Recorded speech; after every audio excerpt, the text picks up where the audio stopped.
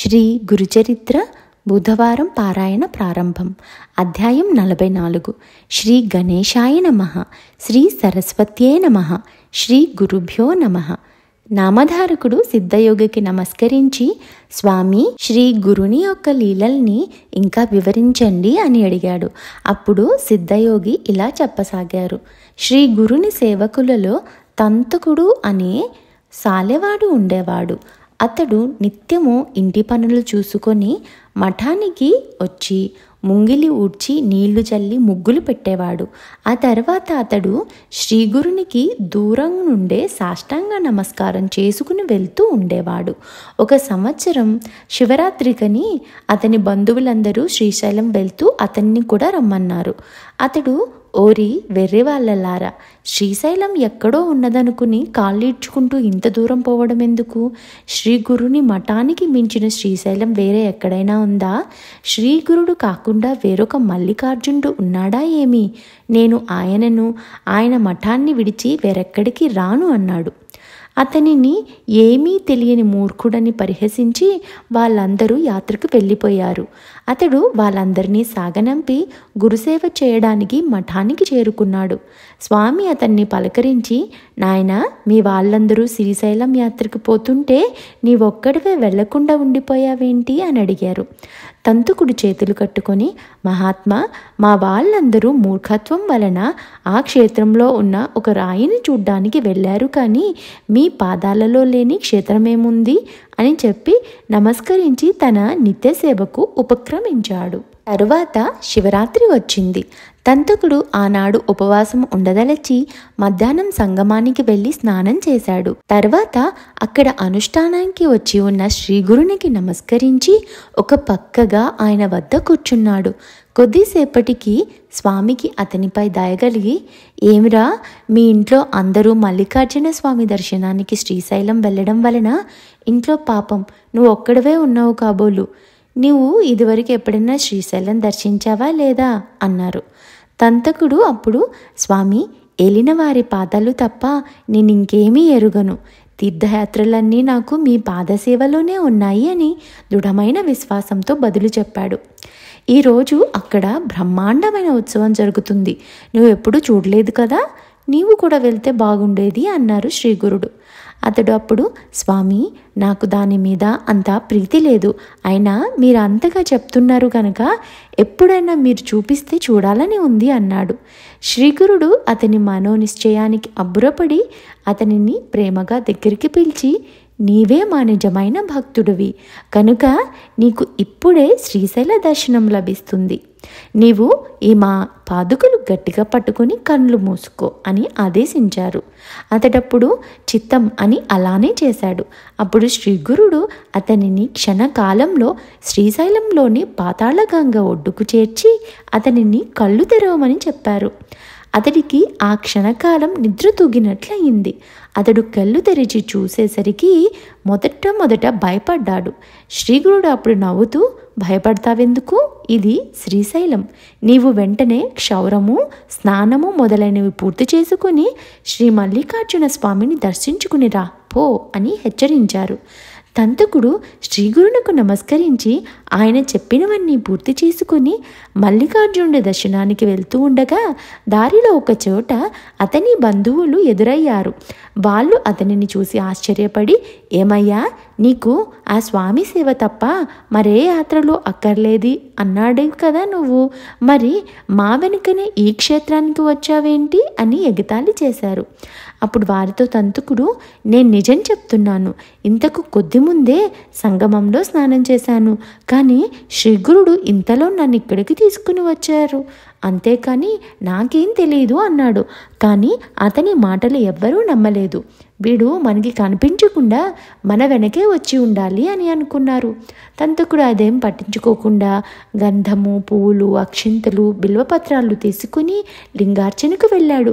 కానీ అక్కడ అతనికి మల్లికార్జున లింగానికి బదులు ఆ స్థానంలో శ్రీగురుడు దర్శనం ఇచ్చారు. అక్కడి భక్తులు సమర్పిస్తున్న పూజలన్నీ ఆయనకే చిందుతున్నట్లు అతనికి దర్శనమైంది. అతడు మొదట ఒక క్షణకాలం ఆశ్చర్యచకితుడయ్యాడు గాని మరలా అంతలోనే తెలివి తెచ్చుకుని శ్రీగురుడు సాక్షాత్తు శంకరుడే కదా అని సమాధానపడ్డాడు. తర్వాత మల్లికార్జున్ని పూజ చేసుకుని పొంగి పొర్లుతున్న సంతోషంతో పాతాళగంగ వద్దకు చేరాడు. శ్రీగురుడు అక్కడ యథాపూర్వమే కనిపించి, నీవింకా కొంతసేపు ఇక్కడే ఉండి మీ వాళ్లతో కలిసి వస్తావా లేక మాతో వస్తావా అని అడిగారు. దంతకుడు, మహాత్మా, నేడు ఒక గొప్ప విచిత్రం చూసి వచ్చాను. లింగార్చనకని దేవాలయానికి వెళ్ళినప్పుడు నాకక్కడి శివలింగంలో మీరే ఉండి అందరూ చేసే పూజలన్నీ అందుకున్నట్టు దర్శనమైంది. తల క్రింద కొండని ఉంచుకొని గులకరాళ్ల కోసం చుట్టూ గాలించే వారిలాగా దగ్గరనున్న మిమ్మల్ని విడిచి వీళ్ళంతా ఇంత దూరం ఎందుకు వస్తున్నారో నాకు తెలియడం లేదు. మీరు మానవ ఆకృతిలో అవతరించిన పరమేశ్వరులు అయినప్పటికీ నివురుగప్పిన నిప్పులాగా మీ మహిమ అందరికీ గోచరించడం లేదు. అది తెలిసాక మిమ్మల్ని విడిచి నేనిక చేసేది ఏముంది? మీ పాదాల వద్ద పడి ఉన్న నన్ను ఇక్కడికి ఎందుకు తీసుకుని వచ్చారో నాకు అర్థం కావడం లేదు అన్నాడు. అప్పుడు తంతుకుడు, స్వామి అప్పుడు, నాయనా, అలా కాదు. విశ్వమంతటా వ్యాపించి పరమేశ్వరుడు ఒక్కడే ఉన్నప్పటికీ ఆయన సన్నిధిని అనుభవించడానికి స్థానమహిమ భక్తులకు ఎంతో ఉపకరిస్తుంది అన్నారు. అప్పుడు ఆ భక్తుడు దానిని వివరించమని కోరగా శ్రీగురుడు ఇలా చెప్పారు. నాయనా, మహాశివరాత్రి నాడు ఈ క్షేత్రంలో ఎంతో మహిమ ఉంటుంది. పూర్వం కిరాత దేశంలో పరాక్రమశాలి బుద్ధిమంతుడు అయిన విమర్శనుడు అనే రాజు పరిపాలిస్తూ ఉండేవాడు. అతడు ఈశ్వర భక్తుడే గాని యుక్తాయుక్త విచక్షణ లేకుండా ఇంద్రియ సుఖాలు అనుభవిస్తూ పరస్త్రీ లంపటుడుగా ఉండేవాడు. కానీ మరొక వంక నిత్యము శ్రద్ధగా లింగార్చన చేసి నృత్య గీతాలతో విధిగా శివుణ్ణి సేవించేవాడు. అతని భార్య కుముద్వతి మహాగుణవంతురాలు. ఆమె ఒక రోజున అతనితో, ప్రాణనాథ, మీకు కోపం రాదంటే ఒక మాట అడుగుతాను, చెప్పండి.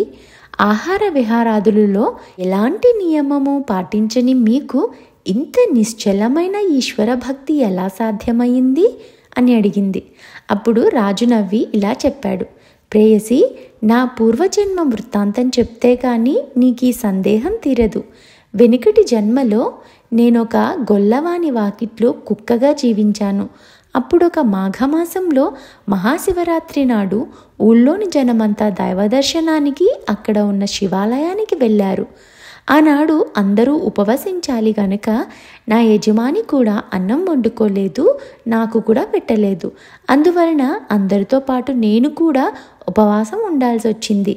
ఆనాడు ప్రదోష సమయంలో ఆ ఇంటి వారందరూ శివాలయానికి వెళ్తుంటే నేను కూడా తోక ఆడించుకుంటూ దారిలో పులిస్తరాకుల కోసం వెతుక్కుంటూ వారి వెంటనే వెళ్ళాను. గ్రామస్తులందరూ తలోక దివిటి చేత పట్టుకుని శివనామ సంకీర్తనం చేస్తూ ఆలయానికి ప్రదక్షిణ చేస్తున్నారు. నేను ఆకలికి ఓర్చుకోలేక తినడానికి ఏమైనా దొరుకుతుందా అనే ఆశతో ఆ గుడిలో ప్రవేశించి అన్ని మూలలా తిరుగుతున్నాను. నేను లోపలికి చూసేసరికి అక్కడి శివలింగం నా కంటపడింది. ఇంతలో పూజ చేస్తున్న అర్చకులు నన్ను చూసి కుక్కని తోలండి అని గట్టిగా కేక వేశారు. నేను పారిపోవాలని చూశాను గాని సింహద్వారం వద్ద సందు లేకుండా జనం మూగడంతో నాకు దారి చిక్కగలేదు. కొందరు కర్రలు చేత పట్టుకుని తరుముతుంటే నేను వారి బారి నుండి తప్పించుకోవాలని 3 సార్లు ఆలయం చుట్టూ పరిగెత్తాను. చివరకు అక్కడ ఉన్న జనం నన్ను బలంగా బాదడంతో నేను ద్వారం వద్ద పడిపోయి ప్రాణం విడిచాను. ఈ రీతిన నేను తెలియకనే ఉపవాసం ఉండి శివపూజ దర్శించి ప్రదక్షిణాలు చేసిన పుణ్యం ఆర్జించాను. ఆలయ ద్వారం వద్ద నిలిచిన వారి చేతిలోని దివిటీలను దర్శించి శివుని సన్నిధిలో ప్రాణం విడిచాను. అందువల్లనే నాకు ఇప్పుడు ఇంత మాత్రమైన జ్ఞానము, రాజ్యము లభించాయి. అయినప్పటికీ నాటి కుక్క బుద్ధి మాత్రం నన్ను ఇంకా వదలలేదు. అందుకే నేను ఇప్పటికీ నా నడవడి తప్పు అని తెలిసినా మార్చుకోలేకున్నాను. అప్పుడు కుముద్వతి ఆ వృత్తాంతం విని ఆశ్చర్యపడి అతని పాదాలకు నమస్కరించి, ప్రాణనాథ, శివ అనుగ్రహం వలన మీరు సర్వజ్ఞులయ్యారు. దయతో నా వెనకటి జన్మల గురించి తెలపండి అని వేడుకొంది. విమర్శనుడు అప్పుడు నవ్వి, ప్రేయసి, పూర్వం శ్రీశైలంలో నీవొక పావురంగా ఉన్నావు. నీవు ఒకరోజు అడవిలో మాంసం ముక్కున గరుచుకొని పోతుండగా ఒక డేగ దానిని లాక్కోదలిచి నిన్ను తరిమింది. నీవు ప్రాణభీతితో మల్లికార్జుని ఆలయం గోపురం చుట్టూ ఎగిరావు. చివరికి అది నిన్ను చంపి మాంసం ముక్కను ఎత్తుకుపోయింది. ఆనాడు నీవు ఆలయానికి ప్రదక్షిణ చేసి ఆ క్షేత్రంలో మరణించటం వల్ల నీవు ఈనాడు రాణిగా జన్మించావు అని చెప్పాడు. నాటి నుండి ఆమె మరింత భక్తితో శివుణ్ణి పూజించగలనని చెప్పి, నాథ, ముందు జన్మలలో మనకేమి జరగనున్నదో కూడా సెలవీయండి అని కోరింది. అప్పుడు రాజు ఇలా చెప్పాడు, సఖీ, నేను సింధు దేశంలో రాజకుమారుడిగా జన్మిస్తాను. నీవు సంజయ దేశ రాజకుమార్తెగా జన్మించి నా భార్యవవుతావు. ఆ పై జన్మలో నేను సౌరాష్ట్ర దేశానికి రాజునవుతాను. నీవు కళింగ రాజకుమారివై జన్మించి నా రాణివవుతావు. అటుపై జన్మలో నేను గాంధార దేశానికి రాజునవుతాను. నీవు మగధ దేశ రాజపుత్రికగా జన్మించి నన్ను వివాహం చేసుకుంటావు. ఆ తరువాత జన్మలో నేను అవంతి రాజకుమారుడిగా జన్మించినప్పుడు నీవు దశారణ దేశంలో రాజకుమార్తెగా జన్మించి నా పట్టమహేషివవుతావు. అటు తరువాత జన్మలో నేను అనంతుడనే రాజుగా జన్మిస్తాను. నీవు యయాతి వంశంలో జన్మించి నా రాణివి అవుతావు. ఆ పైన నేను పాండ్యదేశంలో పద్మవర్ణుడనే రాజుగా జన్మిస్తాను. ఆ తర్వాత నీవు విదర్భ దేశంలో సుమతి అనే రాజకుమార్తెగా స్వయంవరంలో నన్ను వివాహమాడతావు. అప్పుడు నేను సర్వశాస్త్రాలు నేర్చి దేవతల్ని బ్రాహ్మణుల్ని పూజిస్తూ దానధర్మాలు చేసి చివరకు వృద్ధాప్యంలో అగస్త్య మహర్షి వలన సన్యాసాశ్రమం తీసుకుని మరణించాక నీతో కలిసి జన్మరాహిత్యం పొందుతాను. ఇంతటికి కారణం శ్రీశైల మల్లికార్జుని అనుగ్రహమే. కనుక మనం శ్రీశైలం దర్శించి వద్దామని చెప్పి కుముద్వతితో కలిసి యాత్ర చేసి వచ్చాడు. కనుక తంతుక, తెలియకనే ఈ క్షేత్రంలో చేసిన ప్రదక్షిణం వలన ఒక పావురానికి రాణి పదవి, తర్వాత మోక్షము కలిగాయి. నీకిప్పుడు ఈ సంగతి తెలిసింది కనుక నేటి నుండి నీవు నిరంతరము ఈశ్వరుణ్ణి ఆరాధించు. గంధర్వ నగరంలో ఈ మల్లికార్జునుతో సమానమైన కల్లేశ్వరుడున్నాడు. నీవు నిత్యము ఆయన్ని ఆరాధించు అని చెప్పాడు. తంతుకుడు అప్పుడు, స్వామి, మీరెందుకు ఇలా చెప్తున్నారో నాకు తెలియడం లేదు. మల్లికార్జుని స్థానంలో నాకు దర్శనమిచ్చింది మీరే కదా. సర్వవ్యాపకులు పరంజ్యోతి స్వరూపులు అయిన మీ పాదాలను ఆశ్రయించిన నన్ను వేరుగా శివార్చన చేయమంటారేంటి? మీరుగాక వేరొక దైవమున్నాడా ఏమి అని గురు పాదాలకు నమస్కరించాడు. శ్రీగురుడు అతనితో పాదుకలు విడవకుండా పట్టుకోమని చెప్పి రెప్పపాటులో గంధర్వపురం వద్ద సంగమానికి అతనిని తమతో కూడా చేర్చారు. వీరిద్దరూ శ్రీశైలంలో ఉన్న సమయంలో పురవాసులెందరో శ్రీ నృసింహ సరస్వతి స్వామి దర్శనం కోసం మఠానికి సంగమానికి వచ్చి పవిత్రమైన మహాశివరాత్రి నాడు వారి దర్శనం ఎక్కడా లభించక నిరాశతో తిరిగిపోయారు. ఆ తర్వాత ఆ సంగతి వినగానే శ్రీగురుడు వారందరినీ పిలుచుకురమ్మని తంతుకుడిని గ్రామానికి పంపారు. అందరూ అతనిని చూసి ఆశ్చర్యంతో, నీవు మహాశివరాత్రి నాడు తలగొరిగించుకున్నావేంటి అని ఎగతాళి చేశారు. అతడు జరిగిందంతా పూసగుచ్చినట్లు చెప్పి అందుకు తార్కాణంగా శ్రీశైలం నుండి తాను తెచ్చిన ప్రసాదము, పువ్వులు చూపాడు. వాళ్ళు అది నమ్మలేక, ఈరోజు మధ్యాహ్నం కూడా నిన్ను మీ ఇంటి దగ్గరే చూశాము. నీవు చెప్పేది నిజం కాదు. ఈ పూలు ఇంకెక్కడి నుంచే తెచ్చావులే పో అన్నారు. అప్పుడతడు తనను రెప్పపాటులో శ్రీగురుడు శ్రీశైలం తీసుకుని వెళ్ళి వచ్చిన సంగతి చెప్పి, ఇప్పుడు స్వామి సంగమ తీరంలోనే ఉన్నారు, మిమ్మల్ని పిలుచుకురమ్మన్నారు, కావాలంటే వారిని అడగండి అని చెప్పాడు. శ్రీగురుని మహత్యం ఎరిగిన ఆ భక్తులు నమ్మారు. వెంటనే అందరూ శ్రీగురుని దర్శించి ఆ రూపంలో తమకు కూడా మల్లికార్జునుడే దర్శనమిచ్చారని స్తుతించారు. ఆ తర్వాత 15 రోజులకు శ్రీశైలం యాత్రకు వెళ్ళిన పురవాసులు తిరిగి వచ్చి ఆ క్షేత్రంలో తాము తంతుకుడిని చూశామని చెప్పారు. అంతవరకు అతని మాటలు నమ్మని వారు కూడా తంతుకుడు చెప్పింది వాస్తవమని తెలుసుకున్నారు. తంతుకుడు యావత్ జీవితము కూడా స్వామిని సేవించి చివరకు ముక్తి పొందాడు. శ్రీ గురుని మహత్యం ఎంతని చెప్పగలము అని చెప్పేసి నామధారకునితో సిద్ధయోగి అంటూ ఈ అధ్యాయాన్ని ముగించారు. శ్రీ దత్తాయ గురవే నమః. శ్రీ శ్రీపాద శ్రీవల్లభాయ నమః. శ్రీ నృసింహ సరస్వతే నమః. శ్రీ గురుచరిత్ర అధ్యాయం 45. శ్రీ గణేశాయ నమః. శ్రీ సరస్వత్యే నమః. శ్రీ గురుభ్యో నమః. నామధారకుడు భక్తి పారవశ్యంతో మహాత్మా బ్రహ్మ సాక్షాత్కారం కూడా ప్రసాదించగల ఇంత దుర్లభమైన శ్రీ గురు కథామృతం సేవించగలిగిన నేనెంతో ధన్యుణ్ణి. నాకు దైన్యం తొలగి మనసు శాంతించింది. దయతో అటుపై కథ కూడా వివరించండి అని కోరాడు. సిద్ధయోగి సంతోషంతో ఇలా చెప్పారు. నామధారక, ఇంతకు ముందు నరహరి శర్మ వలెనే శ్రీగురుణ్ణి సేవించి మరో 2 కవులు ముక్తులయ్యారు. శ్రీగురుడు వారిని ఎలా అనుగ్రహించారో చెప్తాను విను. నంది శర్మ అనే ఒక బ్రాహ్మణునికి తెల్ల కుష్టు వ్యాధి వచ్చింది. అతడు ఆ బాధ తొలగించుకోవడానికి తుల్జాపురం వెళ్ళి అహర్నిశలు తదేక దీక్షతో భవానీదేవిని 3 సంవత్సరాలు ఉపాసించాడు. ఫలితం కనిపించకపోయేసరికి అతడు ఒకసారి 3 రోజులు ఉపవాసం చేశాడు. 3వ నాటి రాత్రి జగన్మాత అతనికి స్వప్న దర్శనమిచ్చి నీవు చందలా పరమేశ్వరిని ఆశ్రయించమని చెప్పి అంతర్ధానమైంది. అతడు ఆ ప్రకారమే అక్కడికి వెళ్ళి 7 మాసాల పాటు ఒంటిపూట భోజనంతో ఆ పరమేశ్వరిని పూజించాడు. అప్పుడు ఒకనాటి రాత్రి ఆ దేవి స్వప్న దర్శనమిచ్చి నీవు గంధర్వపురంలో విజయం చేస్తున్న త్రిమూర్తి అవతారమైన శ్రీ నృసింహ సరస్వతి స్వామి అనే యతీశ్వరుణ్ణి ఆశ్రయించమని చెప్పి అంతర్ధానమైంది. నందిశర్మ నిద్రలేచి అయ్యో, నేను ఇంతకాలం ఇంతటి దీక్షతో ఉపాసిస్తే తేలినది ఇదేనా? దేవి, ఈ మాట మొదటే చెప్తే నేనిక్కడకు వచ్చేవాడినే కాదు.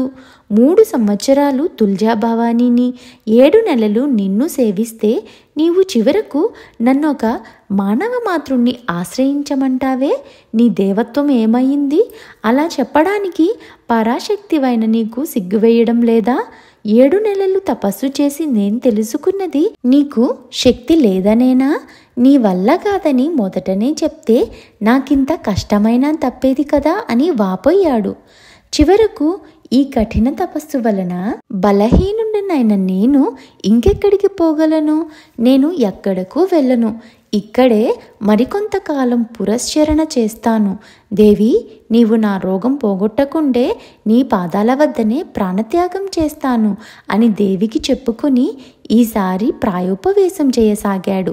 ఆ దేవి అతనికి మరల ఆ మరుసటి రోజు రాత్రే స్వప్న దర్శనమిచ్చి అతనిని అక్కడ నుండి లేచి వెళ్ళిపోమ్మని ఆదేశించింది. దానికి తోడు అక్కడ పూజారికి కూడా ఆమె దర్శనమిచ్చి నందిశర్మను అక్కడి నుంచి వెళ్ళగొట్టమని ఆజ్ఞాపించింది. మరుసటి రోజు ఉదయమే వాళ్ళందరూ అతనితో నందయ్య గారు, అమ్మవారి సెలవయ్యింది కనుక మీరు తక్షణమే ఇక్కడి నుండి వెళ్ళిపోవాలి, లేకుంటే మేమే ఇక్కడి నుంచి నెట్టివేయవలసి వస్తుంది అని బెదిరించారు. వేరే దారి లేక అతడు అందుకు అంగీకరించి దేవిని పూజించి పారణ చేసి ఆ ఊరు విడిచి బయలుదేరాడు. తనకు వ్రతభంగమైనందుకు ఉపవసిస్తూ ఒక శివరాత్రి నాటికి గాన్గాపురం చేరుకున్నాడు. అతడు దేవి చెప్పిన ఆ యతీశ్వరులు ఎక్కడ ఉన్నారు అని ఆ నగరవాసుడిని విచారించాడు.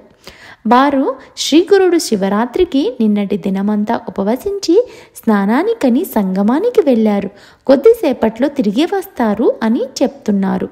ఇంతలోనే ఆ యతి రావడం చూసి వారు ఆ కుష్ఠిరోగిని దూరాన్నే ఉండమని చెప్పారు. స్వామి మఠంలో ప్రవేశించి తమ స్థానంలో కూర్చోగానే వారి దర్శనానికై ఒక కుష్ఠరోగి వచ్చారని అక్కడి వారు మనవి చేశారు. అది వినగానే శ్రీగురుడు, వాడు సంశయాత్మకుడు అయినప్పటికీ మా ఎదుటికి రమ్మని చెప్పండి అని అన్నారు. అది విని నందిశర్మ అడుగడుగున సాష్టాంగపడుతూ వారి ఎదుటికి వచ్చాడు. శ్రీ నృసింహ సరస్వతి స్వామి అతన్ని చూసి, ఏమయ్యా, మొదటి దేవిని ఆశ్రయించాక మరలా ఈ మానవ మాతృని దర్శించేదేంటి అనుకుంటూ మా దర్శనానికి వచ్చావే? నీకు విశ్వాసం లేకుంటే దేవి ఆదేశిస్తే మాత్రం రావడం ఎందుకు అన్నారు. వెంటనే ఆయన సర్వజ్ఞులని తెలుసుకొనిన నందిశర్మ పశ్చాత్తాపంతో సాష్టాంగ నమస్కారం చేసి ఇలా అన్నాడు: స్వామి, నేను మూఢుడను. శుద్ధ సత్వస్వరూపులైన మీ దృష్టి నాపై ప్రసరించడం వలన నాలోని తమోగుణం అంతరించింది. పాపాత్ముడనైన నేను మీరు మాయాతీతులని, సాక్షాత్తు పరబ్రహ్మ స్వరూపులని తెలుసుకోలేకపోయాను. నేడు తమ దర్శనం వలన నా పాపాలన్నీ నశించాయి.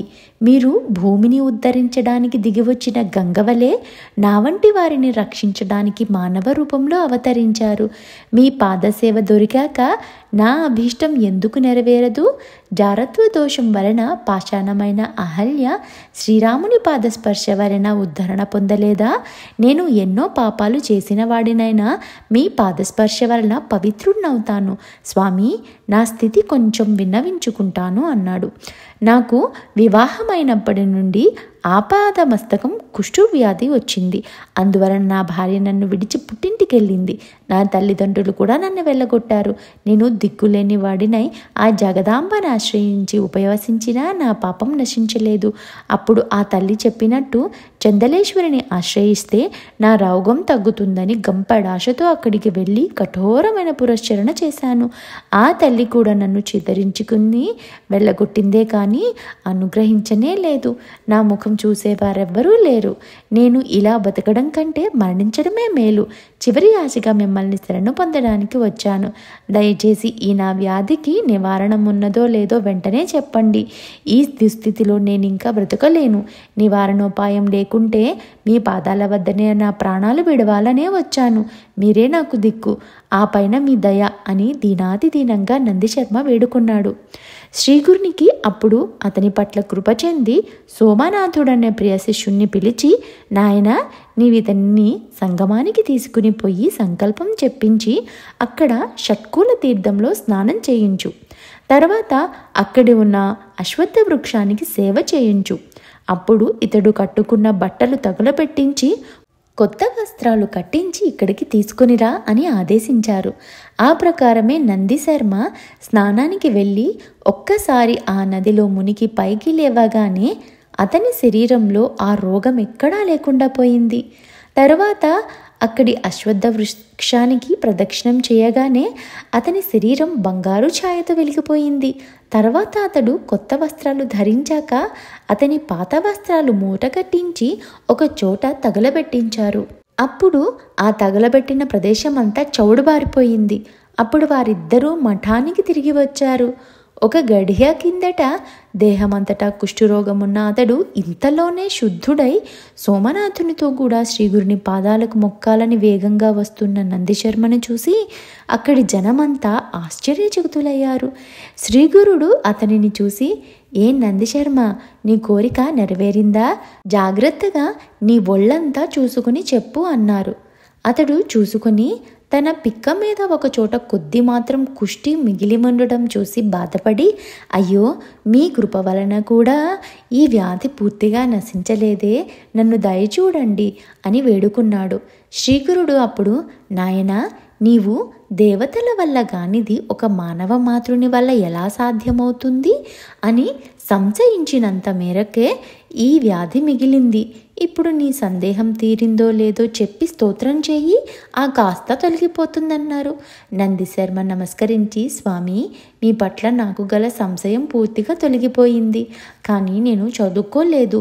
మందబుద్ధినైన నాకు మిమ్మల్ని స్తుతించడం ఎలా సాధ్యం అని ఆయన పాదాలకు నమస్కరించాడు.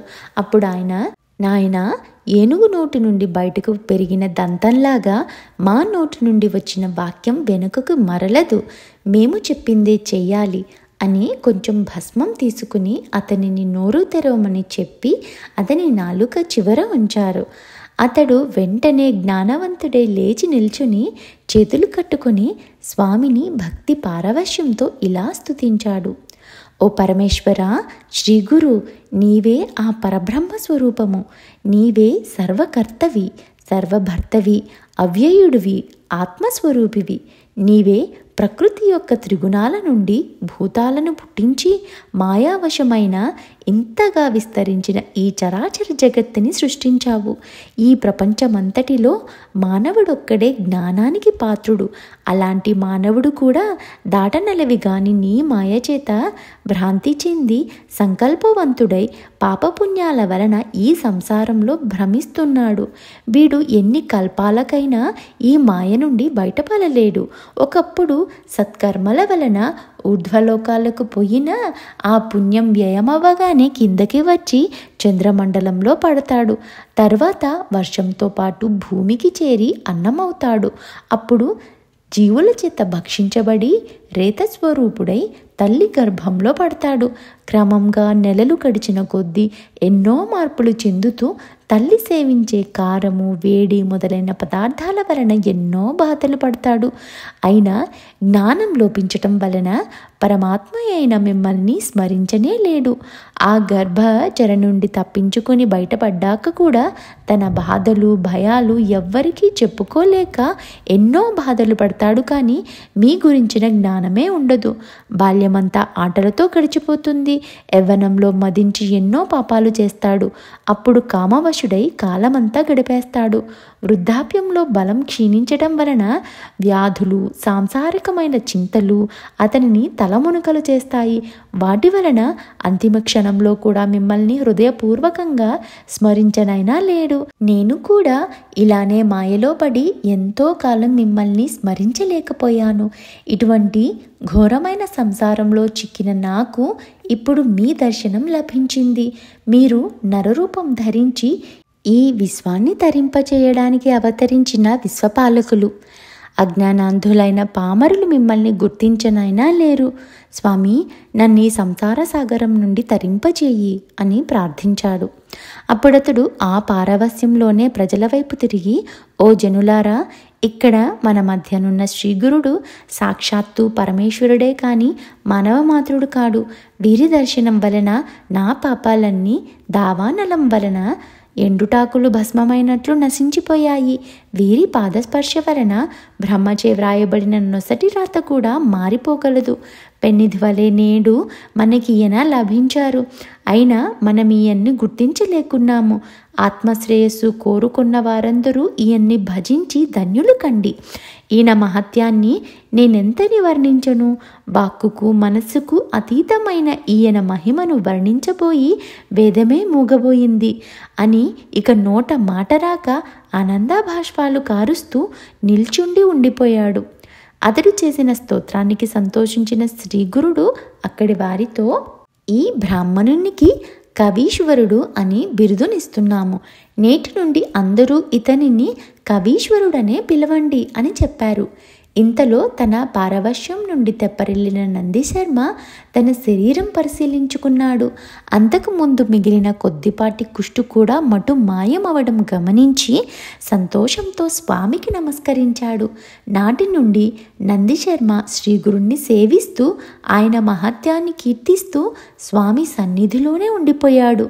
ఇటువంటి కవీశ్వరుడే మరొకడు కూడా శ్రీగురుని సేవించి తరించాడు అని నామధారకునితో సిద్ధయోగి చెప్పి ఈ అధ్యాయాన్ని ముగించారు. శ్రీ దత్తాయ గురవే నమః. శ్రీ శ్రీపాదవల్లభాయ నమః. శ్రీ నృసింహ సరస్వత్యై నమః. శ్రీ గురుచరిత్ర అధ్యాయం 46. శ్రీ గణేశాయ నమః. శ్రీ సరస్వత్యై నమః. శ్రీ గురుభ్యో నమః. నామధారకుడు సిద్ధయోగితో ఇలా అంటున్నారు. స్వామి, శ్రీగురుని వద్ద మరొక కవిశేఖరుడు ఉండేవారన్నారు కదా, అతడెవరు? అతడు శ్రీగురునికి భక్తుడు ఎలా అయ్యాడో, ఆయనని ఎలా సేవించాడో దయచేసి వివరించండి అన్నారు. అప్పుడు సిద్ధయోగి ఇలా చెప్పనారంభించారు. శ్రీగురుని అనుగ్రహంతో అద్భుతమైన కవితా శక్తిని పొందిన నందిశర్మ కీర్తి ఎంతగానో విస్తరించింది. అతడు రాసిన కవితలు ఎన్నో ప్రాంతాలలోని భక్తులు ప్రీతితో పాడుకుంటూ ఉండేవారు. ఆ రీతిన శ్రీగురుని మహత్యం మరింతగా వెల్లడై ఎందరెందరో భక్తులు వారి దర్శనానికి గంధర్వపురం రాసాగారు. గంగాపురం అంటే గంధర్వపురం సమీపంలోనే హిప్పగిరి అనే గ్రామం ఉంది. ఒకసారి ఆ గ్రామం నుండి కొందరు భక్తులు శ్రీగురుని యొక్క దర్శనానికి వచ్చారు. వారు ఆయనకు పాదపూజలు చేసుకోదలిచి ఆయనను ప్రార్థించి ఆయనను ఎలాగో ఒప్పించి మేళతాళాలతో ఊరేగిస్తూ తమ గ్రామానికి తీసుకుని వెళ్ళారు. వారి రాక ఆ గ్రామంలో గొప్ప ఉత్సవంగా జరిగింది. ఒక్కొక్కరు ఎంతో భక్తి శ్రద్ధలతో శాస్త్రోక్తంగా ఆయనకు పాదపూజలు చేసుకున్నారు. ఆ ఊరిలో ఒక శివాలయం ఉంది. అందులోని శివుని పేరు కల్లేశ్వరుడు. ఆ ఊళ్ళోనే నరకేసరి అనే ఒక బ్రాహ్మణుడు ఉండేవాడు. అతడు మంచి కవి, శివభక్తుడు కూడాను. అతడు నిత్యము కల్లేశ్వరుడిని స్తుతిస్తూ పంచపద్య మణిమాలను రాసి కల్లేశ్వరునికి సమర్పించుకునేవాడు. అతడు ఆ శివునికి తప్ప మరే దేవతలకు నమస్కరించేవాడు కాదు, మరే దేవతను స్తుతించేవాడు కూడా కాదు. అతడు ఒక రోజున శ్రీ గురుని గురించి విని నందిశర్మ చేసిన స్తోత్రం విన్నాడు. ఇతని కవిత్వం ఉత్తమంగా ఉంది, అయినప్పటికీ ఇది కేవలం నరస్తుతే కనుక పనికిరాదు అని తలచాడు. శ్రీ గురుడు ఆ గ్రామంలో భిక్ష చేసిన రోజున కొందరు బ్రాహ్మణులు ఆ కవి వద్దకు వెళ్ళి, కవిచంద్ర, మీ పద్యాలు ఎంతో మనోహరంగా ఉంటాయి. శ్రీ నృసింహ సరస్వతి యతివరేణ్యులకు కవిత్వం అంటే ఎంతో ప్రీతి కనుక వారిని స్తుతిస్తూ మాకు 4 పద్యాలు వ్రాసిస్తే అవి శ్రీగురుని చెంత చదివి వారి యొక్క అనుగ్రహాన్ని పొందుతాము అని కోరారు. అప్పుడు నరకేసరి, అయ్యా, అది నా వల్ల కాదు. కల్లేశ్వరుని తప్ప మరే దేవతను స్తుతించను. ఆయన సేవకే నా కవితని అంకితం చేసుకున్నాను. అటువంటప్పుడు కేవలం ఒక మానవ మాతృడైన సన్యాసిని నా కవితతో ఎలా స్తుతించేది అని చెప్పాడు. తరువాత అతడు కల్లేశ్వరుణ్ణి పూజించుకోవడానికి ఆలయానికి వెళ్ళాడు. అదేమి చిత్రమో గాని ఆ రోజు అతడు పూజ ప్రారంభించిన దగ్గర నుండి అతనికి బాగా నిద్ర తూగసాగింది. అతడు ఎంత ఆపుకుందామని ప్రయత్నం చేసినా ఆగక చివరకు పూజ మధ్యలో కునుకు పట్టింది. ఆ కునుకులోనే ఒక చిత్రమైన కల కూడా వచ్చింది. కలలో కూడా అతడు ఆలయంలో పూజ చేస్తున్నాడు. అతని ఎదుట మాత్రం ఎప్పుడూ కనిపించే కల్లేశ్వరలింగం అప్పుడు కనిపించలేదు. ఆ స్థానంలో శ్రీగురుడు కూర్చుని ఉన్నాడు. ఆయన నవ్వుతూ, నీవు కల్లేశ్వరుణ్ణి తప్ప మరెవరిని నీ కవితతో స్తుతించవు కదా, మానవ మాతృలమైన మమ్ము ఈనాడు పూజిస్తున్నావేమి అన్నారు. నరకేసరి త్రుళ్ళిపడి వెంటనే నిద్ర మేల్కొన్నాడు. మరలా పూజ ప్రారంభించిన కొద్దిసేపట్లో కునుకు పట్టింది. శ్రీగురుడు మళ్ళీ స్వప్న దర్శనమిచ్చి, మేము కల్లేశ్వరుడు వేరు కాదు అన్నారు. ఆ కలలోనే అతడు పూజ పూర్తి చేసి 5 పద్యాలతో స్తుతించాడు. ఈసారి నరకేసరి మేల్కొని తనకొచ్చిన కలను స్మరించుకొని, అయ్యో, నేనింతవరకు పొరపాటు పడ్డానే.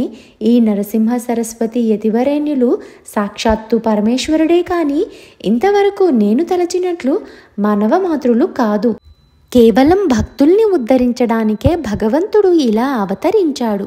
ఈ శ్రీగురుడు ఆ త్రిమూర్తుల స్వరూపమే కాకుంటే ఈనాడు పూజలో నాకు దర్శనమిచ్చి నా సందేహానికి సమాధానం ఎలా ఇవ్వగలరు అని నిశ్చయించుకున్నాడు. వెంటనే బయలుదేరి అడుగడుగునా సాష్టాంగ నమస్కారం చేసుకుంటూ శ్రీగురుని యొక్క దర్శనానికి వెళ్ళాడు.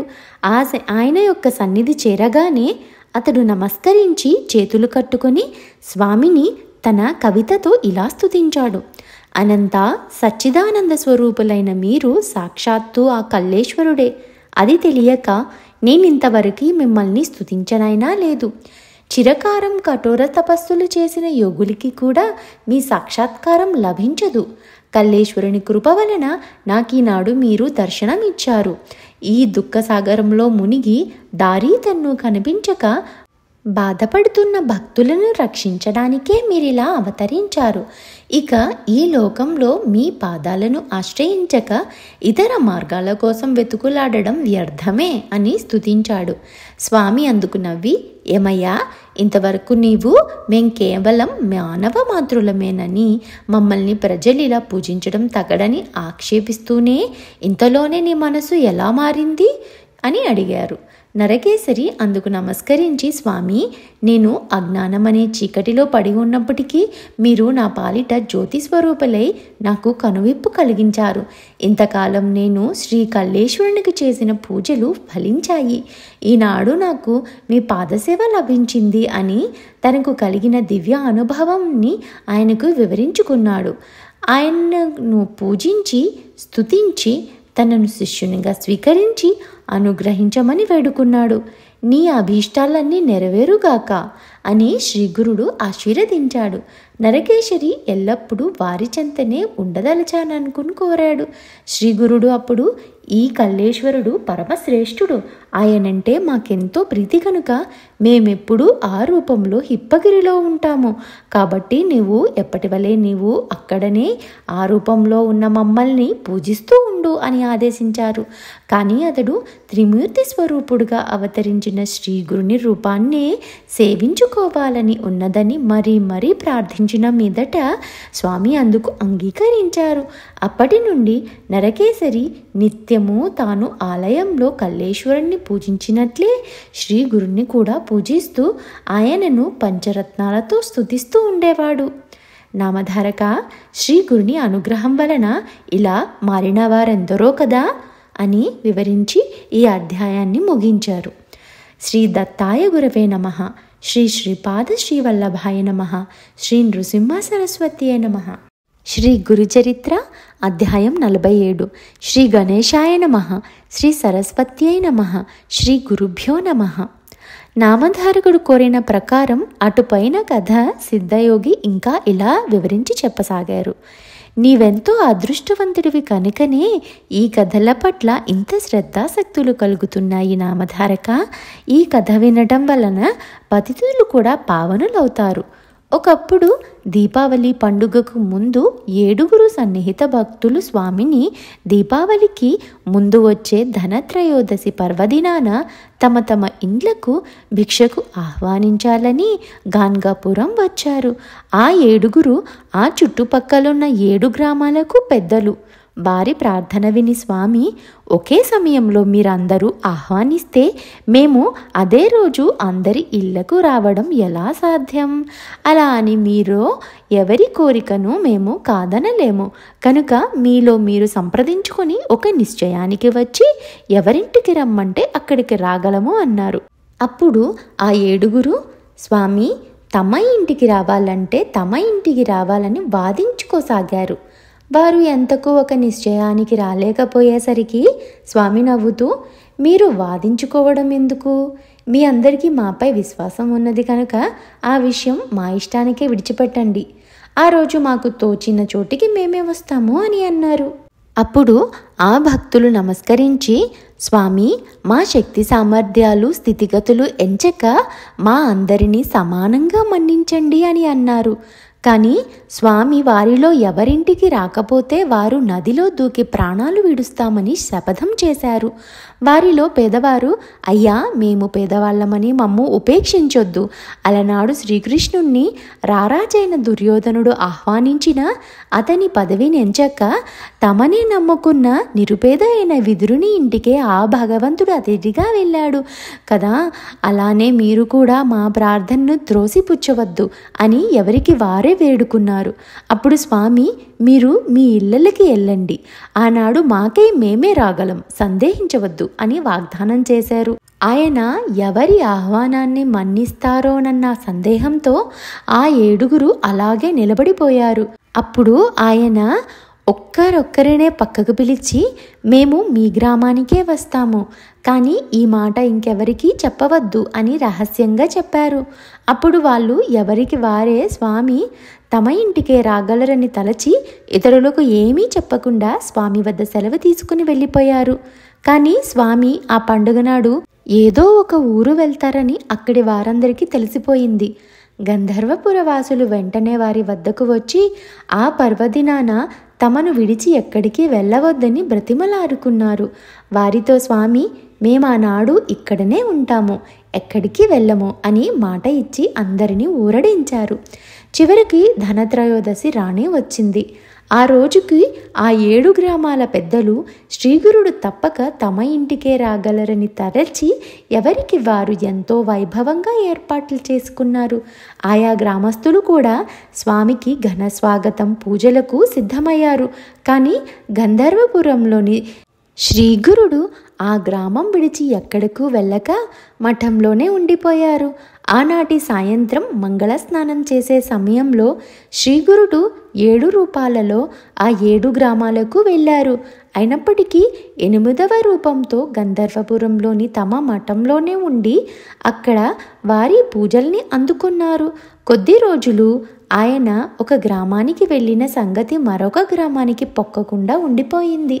అయినప్పటికీ ఆ కార్తీక మాసంలో త్రిపురోత్సవానికని స్వామికి కార్తీక పూర్ణిమ దీపతోరణాలు సమర్పించుకోవడానికి అన్ని గ్రామాల నుండి భక్తులు గంధర్వనగరం చేరుకున్నారు. వారందరూ అంతకు 15 రోజుల ముందు తమ తమ గ్రామాలలో జరిగిన ధనత్రయోదశి ఉత్సవం విశేషాలు చెప్పుకుంటూ ఉండగా ఒకరి మాటలు ఒకరికి నమ్మలేనివిగా తోచాయి. ఎవరికి వారు శ్రీగురుడు తమ ఇంటనే భిక్ష చేశారని చెప్పుకుంటూ ఒకరి మాటను ఒకరు ఖండించుకున్నారు. ఎవరికి వారే ఆనాడు స్వామికి తాము సమర్పించుకున్న శాలువాలు కానుకలు నిదర్శనగా చూపించి తమ మాటలు నిజమని నిరూపించుకోగలమంటున్నారు. అదంతా వింటున్న గంధర్వపురవాసులు వచ్చి, మీ అందరికీ పిచ్చి పట్టిందా ఏంటి? దీపావళి నాడు స్వామి ఎక్కడికి వెళ్ళలేదు, స్వామిని మేమే కదా ఇక్కడ ప్రత్యక్షంగా పూజించుకున్నాము అని మందలించారు. అప్పుడు స్వామి, మీరు వాదులాడుకోవద్దు, మీలో ఎవరూ అబద్ధం చెప్పడం లేదు, మేము అంతటా ఉన్నాం కదా అన్నారు. స్వామి ఆనాడు అన్ని రూపాలు ధరించి అందరి పూజలు అందుకున్నారన్న రహస్యం బయటపడింది. అందరూ ఆశ్చర్యచకితులై అటువంటి లీల తాము ఎన్నడూ కని విని ఎరగమని చెప్పి స్వామిని స్తుతించుకున్నారు. ఎంతటి కవులకు వర్ణించడానికి సాధ్యం కాని ఆ లీల త్రిమూర్తి రూపమైన అవతార పురుషునికి మాత్రమే సాధ్యమని కీర్తించుకున్నారు. కనుక నామధారక, శ్రీ గురుస్మరణకు మించిన జ్ఞానమేముంది? శ్రీ గురుడే త్రిమూర్తి స్వరూపము, ఆయనకు మించిన దైవమే లేడు. ఈ సంసార సాగరాన్ని దాటడానికి శ్రీ గురు పాదసేవకు మించిన నావయే లేదు. గురు కథామృతాన్ని మించిన అమృతమే లేదయ్యా అన్నారు సిద్ధయోగి. ఇంతటితో ఈ అధ్యాయం సమాప్తం. శ్రీ దత్తాయ గురవే నమః. శ్రీ శ్రీపాద శ్రీవల్లభాయ నమః. శ్రీ నృసింహ సరస్వత్యై నమః. శ్రీ గురుచరిత్ర అధ్యాయం 48. శ్రీ గణేశాయ నమః. శ్రీ సరస్వత్యై నమః. శ్రీ గురుభ్యో నమః. స్వామి, ఈ గంధర్వపురంలో శ్రీగురుడు ఇంకేం చేశారో చెప్పండి అని కోరిన నామధారకునితో సిద్ధుడు ఇలా చెప్పారు. నాయనా, ఆ భగవంతుడు ప్రతిరోజు స్నాన అనుష్ఠాలకు మఠం నుండి బయలుదేరి సంగమానికి వెళ్ళి వస్తూ ఉండేవారని చెప్పాం కదా. అప్పుడు గంధర్వపురంలో పర్వతేశుడనే ఒక వ్యవసాయదారుడుండేవాడు. అతడు గుత్తకు సాగు చేసుకునే పొలం సంగమం నుండి మఠానికి వెళ్ళే దారిలో ఉంది.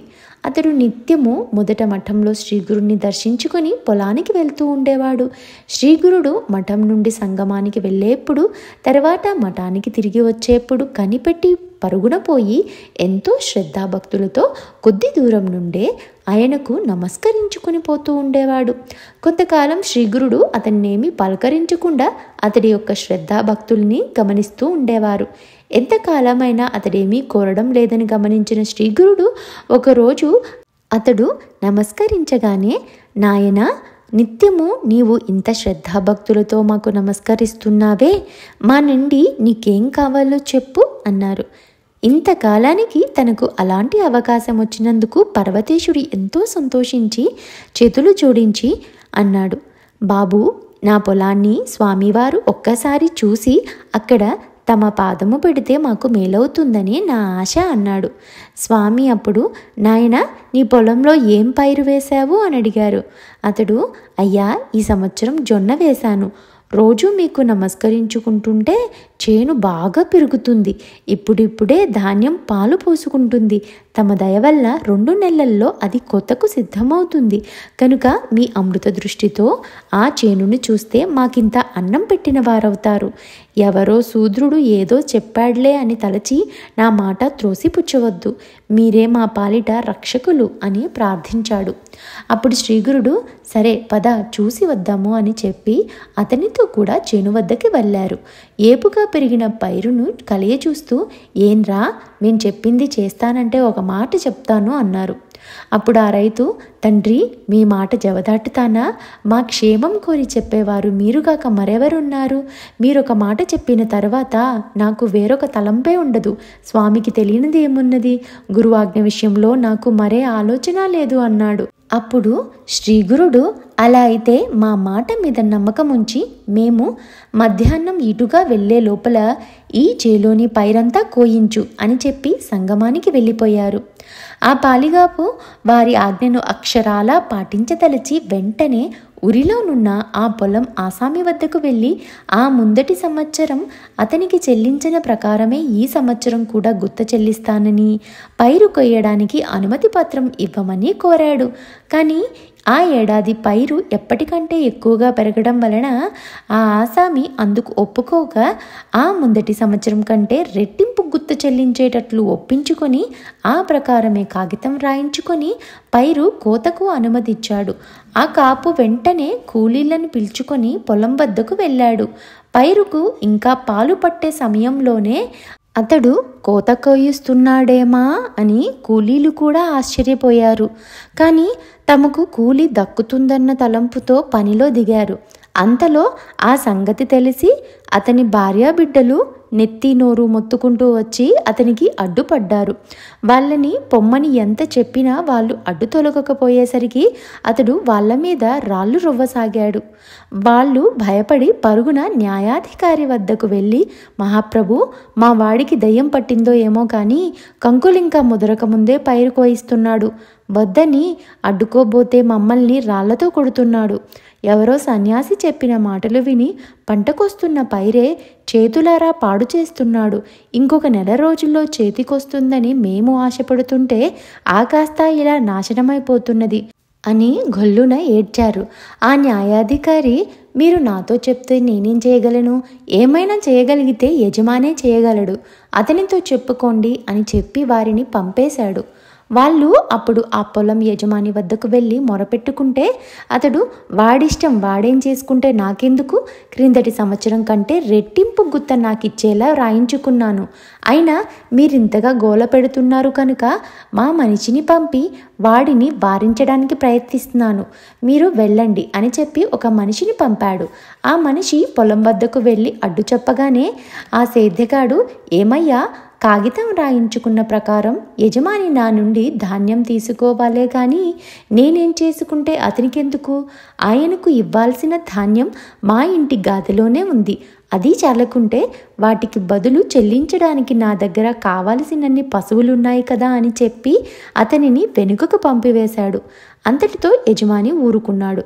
పర్వతేశుడు పైరు కోత త్వరగా పూర్తి చేయించి కొడవళ్ళు కట్టకట్టించి అవతల పెట్టించి శ్రీగురుణ్ణి స్మరిస్తూ ఆయన సంగమం నుండి మఠానికి వెళ్లే దారిలో ఆయన రాకకై ఎదురు చూస్తూ కూర్చున్నాడు. కొంతసేపటికి అటుగా వస్తున్న శ్రీగురునికి అతడు నమస్కరించి వారిని పొలం వద్దకు తీసుకుని వెళ్ళి ఆ కోసివేసిన పైరు చూపాడు.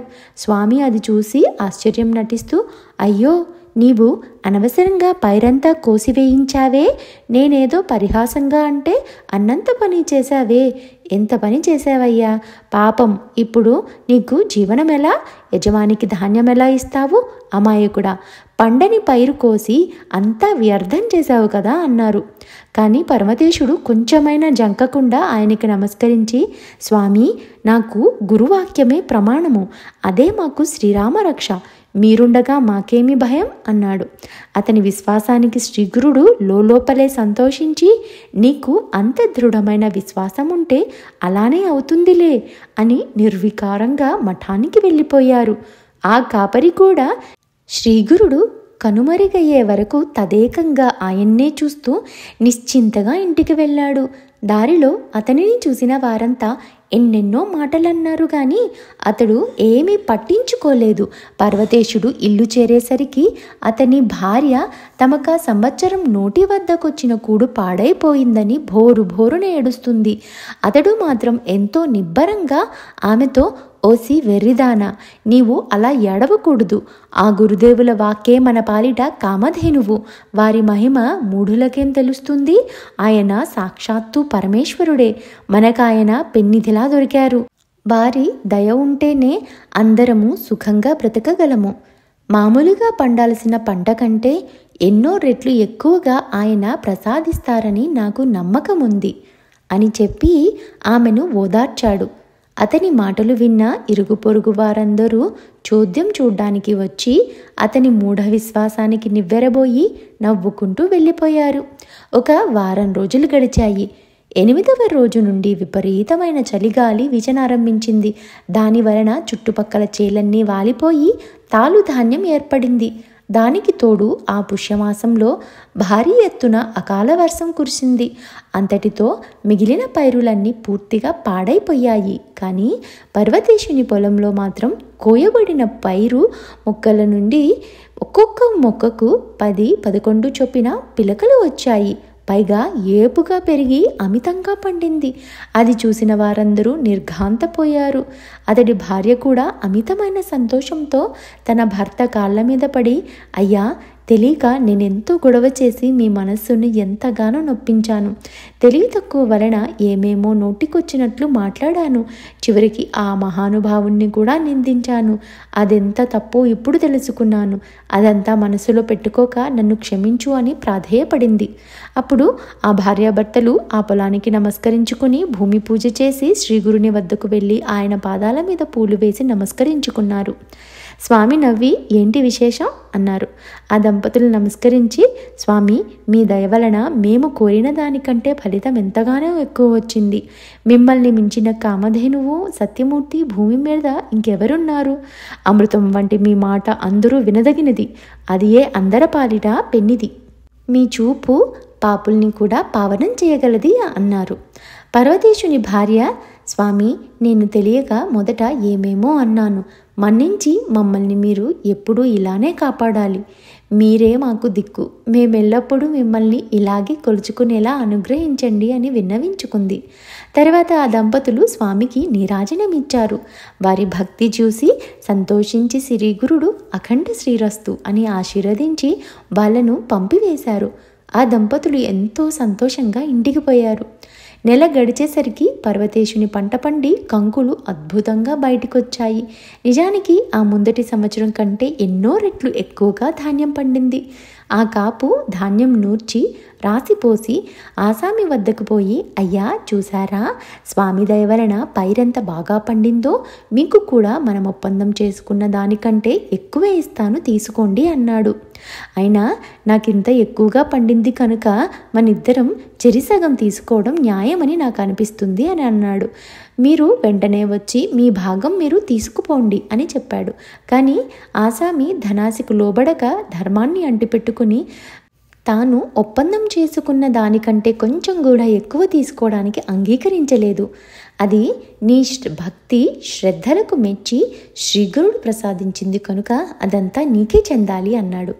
అప్పుడు ఆ రైతు రాజుకు చెల్లించాల్సిన భాగం వేరుగా తీసి ఆ సంవత్సరం పంటలు నాశనమై అలమటిస్తున్న బ్రాహ్మణులకు కొంత ధాన్యం ఇచ్చాడు.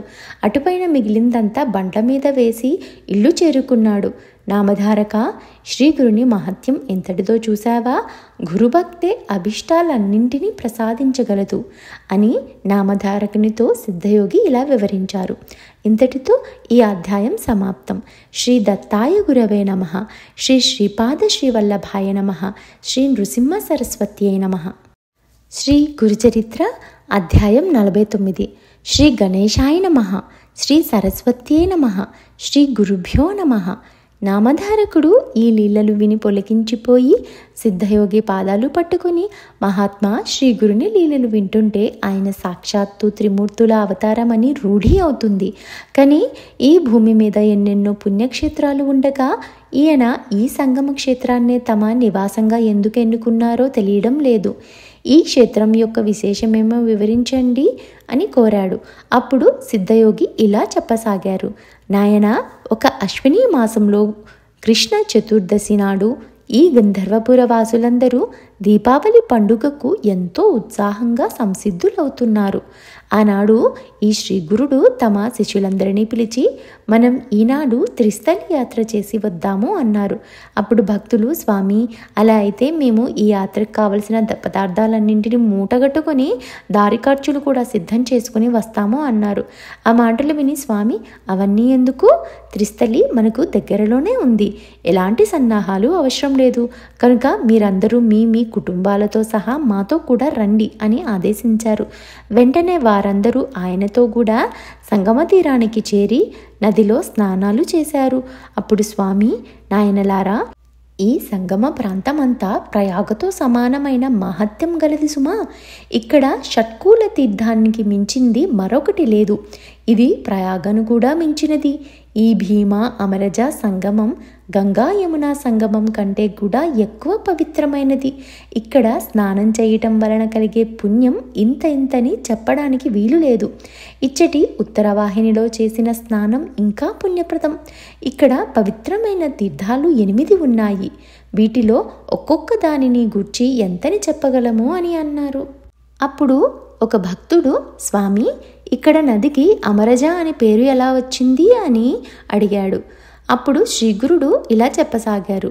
పూర్వం ఒకప్పుడు దేవతలకు రాక్షసులకు భయంకరమైన యుద్ధం జరిగింది.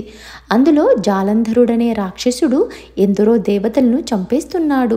అప్పుడు దేవతలకు రాజైన ఇంద్రుడు మృత్యుంజయుడైన శంకరుణ్ణి దర్శించి, మహాదేవ, ఈ యుద్ధంలో దేవతలకే ఓటమి తప్పనట్లుంది.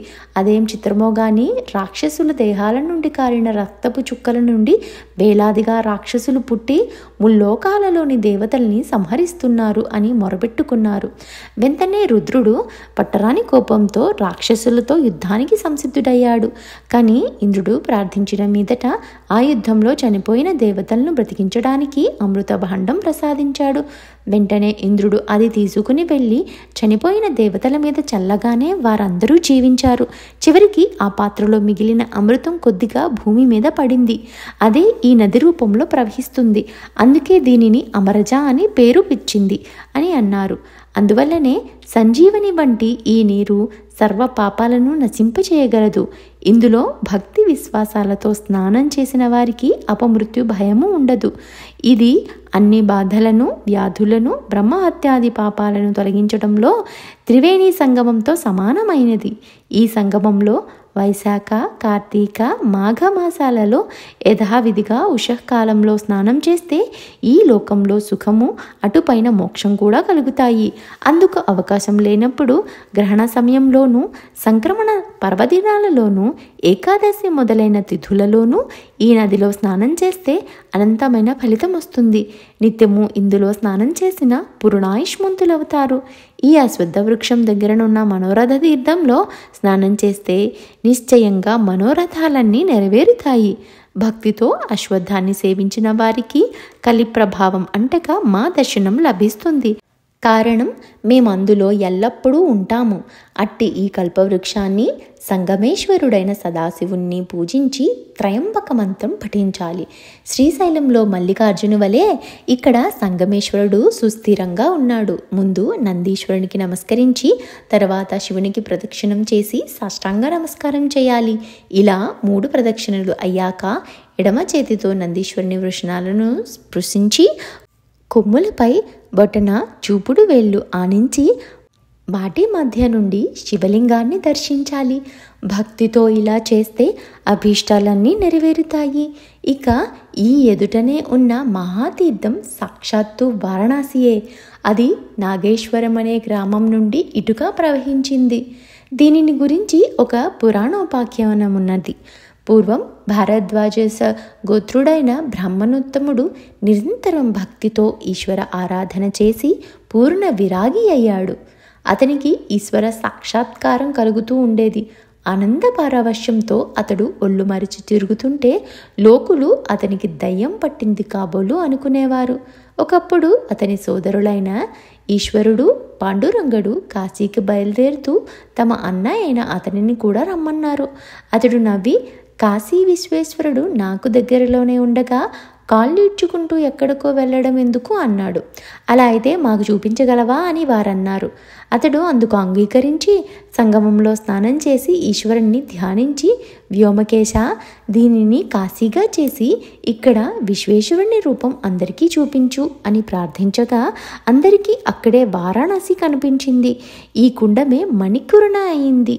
ఈ నది ఉత్తరవాహిని అయ్యే చోట ఆ కాశీ ప్రకటమైంది.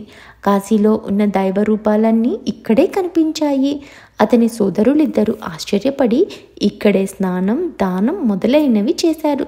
అప్పుడు ఆయన మహాజ్ఞాని అని అందరూ తెలుసుకున్నారు. అప్పటి నుంచి అతని దగ్గరకు వచ్చిన వారందరికీ విశ్వేశ్వరుని దర్శనం ప్రసాదిస్తూ ఉండేవాడు. కనుక ఈ క్షేత్రం సాక్షాత్తు కాశీయే.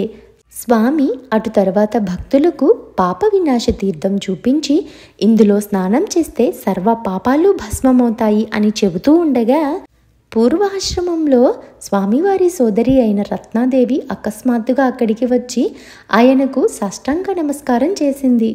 అప్పుడు శ్రీగురుడు, అమ్మాయి, నీవు చేసిన పాపాల గురించి ఏమైనా ఆలోచించావా అని అడిగారు. అప్పుడు ఆమె నమస్కరించి, స్వామి, నేను మూఢురాలిని, సర్వజ్ఞులైన మీరే వాటిని నాకు తెలపాలి అన్నది. అప్పుడు స్వామి, పూర్వం ఒక పిల్లి పిల్లల్ని పెట్టింది. నీవు చూడకుండా ఆ కుండ నిండా నీళ్లు పోసావు. అవి చచ్చిపోయాయి. అందువలన నీకు పంచమార్జాల హత్య మహాదోషం చుట్టుకుంది. ఇంకా చెప్తాను విను అంటుండగానే అంతలోనే ఆమె శరీరమంతా కుష్టు వ్యాధితో నిండిపోయింది. ఆమె భయపడి ఆయన పాదాల మీద పడి, ఓ దయానిధి, ప్రజలు పాపాలని పోగొట్టుకోవడానికి కాశీకి వెళ్ళినట్లు నేను మీ పాదాలను ఆశ్రయించడానికి వచ్చాను, రక్షించు అని ప్రార్థించింది. అప్పుడు శ్రీ నృసింహ సరస్వతి స్వామి, నీవు ఎన్నో పాపాలు చేశావు. వాటిని మరుజన్మలలో అనుభవించి పోగొట్టుకుంటావో లేక ఇప్పుడే పోగొట్టుకుంటావో చెప్పు అన్నారు. ఆమె, ఇంకా మరొక జన్మ ఎందుకు? నా పాపాలు ఇప్పుడే తొలగించి మరలా జన్మ లేకుండా చెయ్యండి అని ప్రార్థించింది. అప్పుడు స్వామి, అలా అయితే నీవు నిత్యము ఈ పాపనాశ తీర్థంలో స్నానం చేస్తూ ఉండు. ఒక్కొక్క స్నానానికి 7 జన్మల పాపం నశించిపోతుంది. ఈ కుష్ఠరోగం ఒక లెక్క అని చెప్పారు. అలా చేయగానే ఆమె వ్యాధి మాయమైపోయింది. అది నేను స్వయంగా చూశాను. ఆ క్షేత్ర మహత్యం చూసి ఆమె అక్కడే ఉండిపోయింది. అప్పుడు స్వామి మా అందరికీ ఇక్కడి గల కోటి తీర్థం చూపించి, ఇందులో సర్వతీర్థాలు ఉన్నాయి. ఇక్కడ చేసిన స్నానానికి 1,000,000 గోవులు దానం ఇచ్చిన ఫలితం ఉంటుంది. ఇక్కడ చేసిన దానానికి కూడా 1,000,000 రెట్ల ఫలితం ఉంటుంది. దీనికి అవతల ఉన్న రుద్రపాద తీర్థంలో గయలో లాగే కర్మ చేసి రుద్రపాద స్వామిని పూజించాలి అని చెప్పారు. తర్వాత కేశవ స్వామి దగ్గరనున్న చక్రతీర్థం చూపించి అక్కడ స్నానం చేస్తే జ్ఞానం కలుగుతని శ్రీగురుడు చెప్పారు. కల్లేశ్వరుని దగ్గరనున్న మన్మథ తీర్థంలో స్నానం చేసి ఈశ్వరుణ్ణి పూజిస్తే 8 ఐశ్వర్యాలు సిద్ధిస్తాయి. శ్రావణ మాసంలో అఖండాభిషేకము, కార్తీక మాసంలో దీపోత్సవం చేస్తే 8 సిద్ధులు, మోక్షము కూడా లభిస్తాయి అని స్వామి వివరించి చెప్పారు. అది విని అందరూ సంతోషించి ఈ 8 తీర్థాలలో స్నానం చేశారు. ఆ రోజు శ్రీగురుడు మఠం చేరగానే ఆ భక్తులు సమారాధన చేశారు అని సిద్ధయోగి నామధారకునితో వివరించి చెప్పారు. ఇంతటితో ఈ అధ్యాయం సమాప్తం. శ్రీ దత్తాయ గురువే నమః.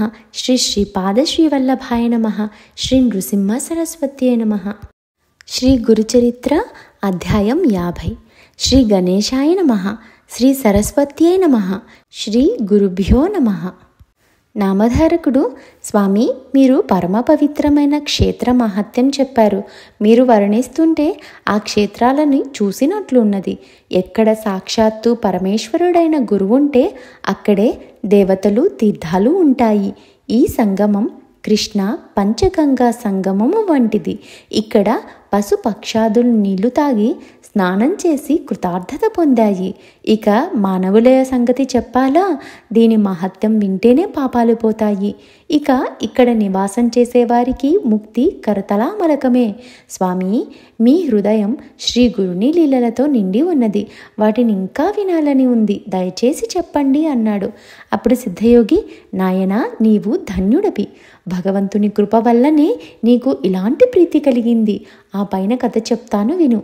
వైఢూర్య నగరాన్ని ఒక యవన రాజు పరిపాలిస్తూ ఉండేవాడు. అతడు విఘ్నుడు, శుద్ధాత్ముడు, సర్వభూత సమన్నుడు కూడా. పూర్వజన్మ సంస్కారం వలన అతడు మన దేవతల్ని, పుణ్యక్షేత్రాలని, సద్బ్రాహ్మణుల్ని కూడా ఆదరిస్తూ ఉండేవాడు. అది సహించక అతని కొలువులోని యవన మత గురువులు అతనితో, రాజా, మన ధర్మాన్ని మాత్రమే మీరు ఆదరించడం మంచిది. ఇప్పుడు మీరు చేసేది మనము కలలోనైనా తలచరానిది. హిందువుల మత ధర్మం బోధించేది ఏవి సత్యమైనది కాదు. రాజా, వారు అచేతనములైన శిలలలోనూ అశ్వత్థాది వృక్షాలలోనూ దేవుడుంటారు అని తలుస్తారు. అలా తలపడం మహాపాపమని మనం విశ్వసిస్తాము. కనుక వారిని సమానులుగా గౌరవించడం తగదు అని అనేవారు. రాజు అప్పుడు, సృష్టిలోని జీవులందరూ భగవంతుని బిడ్డలే. ఆయన అన్ని జీవుల పట్ల సమానమైన ప్రేమ కలిగి ఉంటాడు. అలా అయితే ఆయన మానవులందరికీ వారి వారి తగిన రీతుల జ్ఞానాన్ని పొందే ధర్మాన్ని ప్రసాదించి ఉండాలి. మన ధర్మానికి మూలమైన గ్రంథం వల్లనే వారి వేదాలు కూడా ఈ సత్యమే చెబుతున్నాయి. కావున ఇటువంటి భేదబుద్ధి భగవంతుని పట్ల అపచారమే కాక మన మత ధర్మానికి కూడా కలంకమే సుమా అని ఖండితంగా చెప్పేవాడు. ఇక చేసేదేం లేక మంత్రులు ఊరకుండేవారు. మరికొందరు యవన మత గురువులు, రాజా, మీరు మన ధర్మం మాత్రమే ఆచరించండి. ఇప్పుడు మీరు చేసే పని మంచిది కాదు. అవయవాలన్నీ దేహానికి సమానమైనప్పుడు ఈ దేశస్థులు నమ్మినట్లు మానవుల మధ్య వర్ణాశ్రమ భేదాలు ఎలా ఉంటాయి అని అనేవారు. వారితో రాజు, మీరు బుద్ధిమాంద్యం వల్ల భ్రమపడుతున్నారు. గుణ కర్మల భేదం వలన మానవులను దైవమే 4 వర్ణాలుగా సృష్టించారని వారంటారు. మానవుల గుణకర్మలలో భేదం ఉండడం మనం చూస్తున్నాం కదా. మీరు చెప్పినట్లు అవయవాలన్నీ దేహానికి సమానమే, కానీ ఆ దేహంలోని అవయవాలన్నీ ఒకేలాగా ఉండవు, ఒకే పని కూడా చేయవు. ఏ అవయవం చేయవలసిన పని ఆ అవయవమే సమర్థవంతంగా చేయగలదు. అదే దానికి సార్థకత. నిజానికి భగవంతుడు సర్వవ్యాపి అని మన వల్లే వాళ్ళు కూడా విశ్వసిస్తారు. కానీ అగ్నులైన ప్రామరులు హృదయశుద్ధి లోపించటం వలన పరమాత్మను ఆ రీతిన ధ్యానించలేరు. పిల్లలకు మొదట పెద్ద పెద్ద అక్షరాలు దిద్ది పెట్టినట్లే పామరులకు ఏకాగ్రత కుదరడానికి ప్రథమ సోపానంగా మాత్రమే వారి పెద్దలే దైవానికి విగ్రహాలు కల్పించారు. వారు అలా ఏకాగ్రత సాధించాక పరమేశ్వరుడిని యథాతథంగా ధ్యానించగలరు. విగ్రహారాధన మందబుద్ధులకు ఒక సాధనమే కానీ ధ్యేయం కాదని వారి మతమే చెబుతుంది. దుమ్ము కప్పిన అద్దంలో మన ప్రతిబింబం సరిగ్గా కనిపించదు, శుద్ధమైన అద్దంలో స్పష్టంగా కనిపిస్తుంది. అలాగే మలినమైన మనస్సులో ఈశ్వరభావం కలగదు. ఎలాగైనా ధ్యానాన్ని అభ్యసిస్తే ఆ మాలిన్యం తొలగి హృదయం పరిశుద్ధమై అందులో భగవంతుని ఉనికి తెలుస్తుంది. మన పవిత్ర గ్రంథంలాగానే వేదాలు కూడా ఋషులు వినిన వాక్కే కనుక అవి స్వతః ప్రమాణమే. అందులోని ధర్మాలు ఆచరించే బ్రాహ్మణులను గౌరవించాల్సిందే. వేదాలు ధర్మశాస్త్రాలు చెప్పినట్లు ప్రవర్తించే మానవులందరూ మన ధర్మం ప్రకారం ప్రవర్తించే వాళ్ళ వలనే పూజ్యులు అనేవారు. ఒకప్పుడు విధివశానో దైవయాగం వల్లనో ఆ మ్లేచ్చరాజుకు తొడ మీద పుండు లేచింది. అది ఎన్ని చికిత్సలు చేసినా తగ్గకపోగా రోజు రోజుకు ఎక్కువ కాసాగింది. ఆ బాధకు అతడికి నిద్రాహారాలు కూడా కరువయ్యాయి. చివరికతడు ఒక సదాచార సంపన్నుడైన సద్విప్రుణ్ణి పిలిచి దానికి నివారణోపాయాన్ని చెప్పమని అడిగాడు. అప్పుడు ఆ విప్రుడు, రాజా, నీవు యవనుడవి, నేను బ్రాహ్మణుణ్ణి. నేను చెప్పే ఉపాయం గురించి అది చెప్పినది నేనన్న సంగతి అని తెలిస్తే ఈ లోకం నిన్ను నన్ను కూడా బ్రతకనివ్వదు. అందువలన ఏకాంతంలో చెప్తాను అన్నాడు. అప్పుడు ఆ రాజు అతనితో కలిసి ఒక ఏకాంత స్థలానికి వెళ్ళాడు. అక్కడ ఆ బ్రాహ్మణుడు అతనితో ఇలా చెప్పాడు: రాజా, నిజానికి గత జన్మ పాపాలే మానవులందరినీ వ్యాధి రూపంలో బాధిస్తాయి. తీర్థయాత్ర, దేవతారాధన, దానము వలన కొన్ని పాపాలు, వ్యాధులు తొలగుతాయి. కానీ వాటి అన్నింటికంటే శ్రేష్టమైనది సాధు దర్శనం. సాధు దర్శనం వలన సర్వ పాపాలు, వ్యాధులు కూడా తొలగిపోతాయి. చివరకు అజ్ఞానం అనే భవరోగాన్ని కూడా వారు తొలగించి ముక్తిని కూడా ప్రసాదించగలరు. కనుక రాజా, మీ వాళ్ళందరితోనూ ఏదో ఒక రకంగా ఒక సాకు చెప్పి ఎవరికీ తెలియకుండా ఒంటరిగా ఈ విదర్భ నగరానికి సమీపంలో ఉన్న పాపనాశ తీర్థానికి వెళ్ళు. అక్కడ స్నానం చేసి దాన ధర్మాలు చెయ్యి. దాని వలన నీ పాపం తొలగి ఉత్తమమైన వ్యాధి నివారణ ఉపాయం నీకు అదే లభిస్తుంది. ఆ క్షేత్రంలో ఎవరేది కోరితే అదే లభిస్తుంది అని చెప్పాడు. అప్పుడు ఆ మ్లేచ్చరాజు వెంటనే కొద్ది పరివారంతో బయలుదేరి అక్కడికి కొద్ది దూరంలో ఉన్న పాపనాశ తీర్థానికి వెళ్ళాడు. ప్రతిరోజు అతడు అక్కడి తీర్థంలో స్నానం చేస్తూ రహస్యంగా ఉన్నాడు. ఒకరోజు అతడు తీర్థంలో స్నానం చేసి బయటికి వస్తూ ఉండగా అతనికి ఒక యతీశ్వరుడు కనిపించాడు. రాజు ఆయనకి నమస్కరించి తన పుండు గురించి, దాని నివారణ కోసం తనకు ఆ ద్విజుడు చెప్పిన ఉపాయం గురించి నివేదించుకొని ఇలా అన్నాడు: స్వామి, నేను మ్లేచ్చుడనని మీరు ఉపేక్షించవద్దు. నేను ఎవరినైనా మీ ధర్మాన్ని కూడా ఆదరించేవాడినే. నాకు దయతో ఈ వ్యాధికి నివారణోపాయం తెలపండి అని ప్రార్థించాడు. అప్పుడు ఆ సన్యాసి కూడా సాధు దర్శనం అన్నింటికంటే శ్రేష్టమైన తరుణోపాయం అని చెప్పాడు. అప్పుడు ఆ యవనరాజు ఆయనకు నమస్కరించి, యోగీశ్వర, సాధు దర్శనం అన్నింటికంటే శ్రేష్టమంటిరి కదా, అందుకు తార్కాణం ఏమైనా ఉందా అని దయతో అడిగాడు. అప్పుడు ఆ సన్యాసి ఇలా చెప్పాడు: నాయన, వెనక వృషభయోగి అనే మహాత్ముని అనుగ్రహం వలన ఒక పతితుడైన బ్రాహ్మణుడు జన్మాంతరంలో ఉద్ధరింపబడ్డాడు. ఆ కథ వివరంగా చెప్తాను, విను. పూర్వం అవంతిపురంలో ఒక బ్రాహ్మణుడు పింగళ అనే వేశ్యకు వశుడై స్వధర్మాన్ని విడిచిపెట్టాడు. అతడు గృహస్థు అయి ఉండి కూడా తన భార్యను విడిచిపెట్టి ఆ వేశ్య ఇంటి వద్దనే తాగిపడి ఉండేవాడు. ఒకనాడు సంధ్యవేళ రిషభయోగి అటుగా వెళ్తుంటే చూసి ఆ నామమాత్ర బ్రాహ్మణుడు వేశ్య ఆయనకు భక్తితో నమస్కరించి ఇంట్లోకి తీసుకుని వెళ్ళి పూజించారు. తర్వాత ఆయనకు భోజనం పెట్టి రాత్రంతా పాదసేవ చేస్తూ ఆయనని నిద్రపుచ్చారు. మరుసటి ఉదయమే ఆ యోగి వారిని ఆశీర్వదించి వెళ్ళిపోయారు. అట్టి సాధుసేవ వలన ఆ బ్రాహ్మణునికి సద్బుద్ధి అంకురించి త్వరలో పరివర్తన చెంది కొంతకాలానికి చనిపోయాడు. మరుజన్మలో అతడు దశారణ దేశంలో వజ్రబాహు అనే రాజు యొక్క పట్టపురాణి అయిన సుమతీదేవి గర్భంలో పడ్డాడు. ఆమెకు మగబిడ్డ జన్మిస్తాడేమోనన్న అసూయతో ఆ రాజుగారి రెండవ భార్య ఆమెకు విషం పెట్టింది. కానీ అందువలన పట్టమహిషి స్పృహ లేకుండా పడిందే గాని ఆమె గర్భంలోని పిండానికి ప్రాణాపాయం అయితే కలగలేదు. అయితే ఆమెకు పుట్టిన బిడ్డకు శరీరం అంతటా పుండ్లు లేచాయి. రాజు దుఃఖించి ఎన్నెన్నో చికిత్సలు చేయించినా ఆ తల్లి బిడ్డలకు ఒళ్ళంతా పురుగులు పడి చీముడు కారుతూ ఎంతో దుర్వాసనగా ఉండేది. పూర్వజన్మలలో వారు చేసిన పాపాలే అందుకు కారణమని, వారిని చూడ్డం కూడా పాపమేనని తలిచి రాజు వాళ్ళని భయంకరమైన ఒక అడవిలో విడిచిపెట్టించాడు.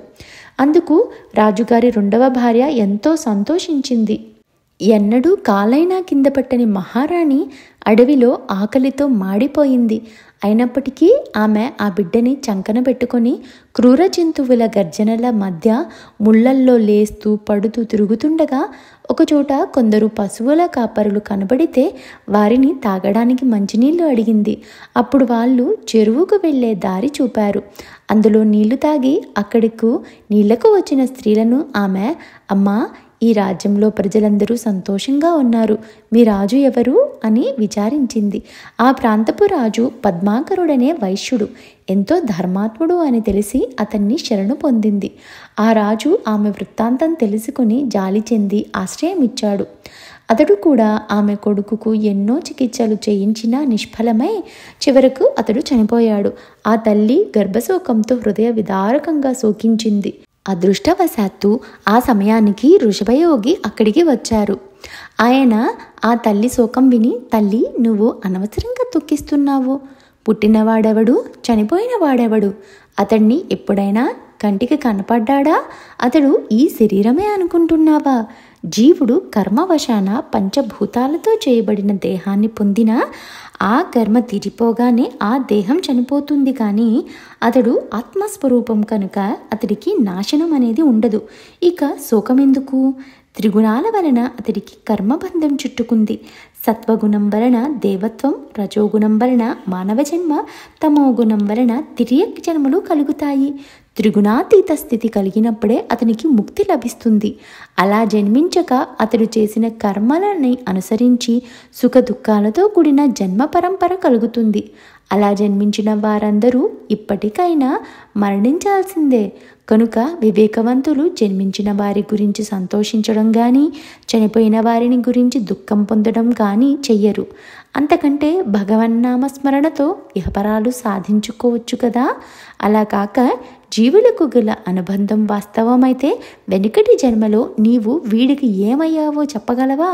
ఇప్పటికైనా నా మాట విని ఊరట చెందు అని ఆమెను ఓదార్చాడు. ఆమె, ఓ మహాత్మా, నేను ఒక మహారాజుకు రాణినయ్యాక చివరకు నాకు ఈ గతి పట్టింది. అడవుల పాలైన నా వాళ్ళందరూ దూరమైన బిడ్డను విడిచిపెట్టలేక భూమిపై నివసిస్తున్నాను. అటువంటప్పుడు వీడు చనిపోతే నేనేం కావాలి? స్వామి, కరుణార్థ హృదయులైన మీరు చెప్పిన తత్వం అజ్ఞానినైనా నాకెలా తెలుస్తుంది? ఈ కష్ట సమయంలో పరమేశ్వరుని వల్లే మీరు నాకు లభించారు. దేనివలన నాకు ఈ దుఃఖం నశిస్తుందో దయచేసి దానిని నాకు అనుగ్రహించండి అని శోకిస్తూ ఆ యోగీంద్రుని పాదాల మీద పడింది. ఆ యోగి కరుణార్థ హృదయులై ఆ పిల్లవాడు పూర్వజన్మలో తన సేవకుడని తెలుసుకొని కొంచెం భస్మం మంత్రించి ఆ శవం మీద చల్లాడు. వెంటనే ఆ పిల్లవాడు లేచి కూర్చున్నాడు. అతడు ఎట్టి వ్యాధి లేకుండా స్వచ్ఛమైన శరీరంతో ఉన్నాడు. ఆ యోగి యొక్క కృపా దృష్టి వలన ఆ తల్లికి కూడా జబ్బు మాయమైంది. ఆ తల్లి సంతోషంతో నమస్కరించగానే ఆ యోగి ఆమెకు కొంచెం భస్మం ఇచ్చి, అమ్మా, నీవు, నీ బిడ్డ ఇది ధరించండి. మీ శరీరాలు వజ్ర సమానమై వృద్ధాప్యాన్ని చెందవు. నీ కుమారుడు ఉత్తమ గుణవంతుడు, యశస్వి అయి భద్రాయువు అనే పరాక్రమవంతుడైన రాజుగా దేశాన్ని పరిపాలించి కీర్తికెక్కుతాడు అని ఆశీర్వదించి వెళ్ళిపోయాడు. కనుక ఓ రాజా, మహాత్ముల కృపాదృష్టి మాత్రం చేతనే ఎంతటి వ్యాధైనా నశించగలదు. నీకు వచ్చిన వ్రణం తగ్గడంలో ఆశ్చర్యమేముంది అని అన్నాడు. అప్పుడు రాజు, స్వామి, నా వ్యాధిని నివారించగల సత్పురుషుని దర్శనం నాకు ఎలా లభిస్తుందో దయచేసి తెల్పండి అని వేడుకున్నాడు. అప్పుడు ఆ సాధు పుంగవుడు గంధర్వపురంలోని శ్రీగురుని గురించి తెలిపారు. వెంటనే ఆ రాజు గాన్గాపురానికి బయలుదేరాడు.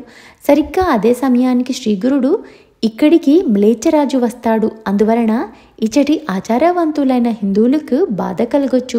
మా మహత్యం లోకమంతటా వెల్లడైంది కనుక మేము ఇంకా ఎక్కువ కాలం ఇక్కడ ఉండకూడదు.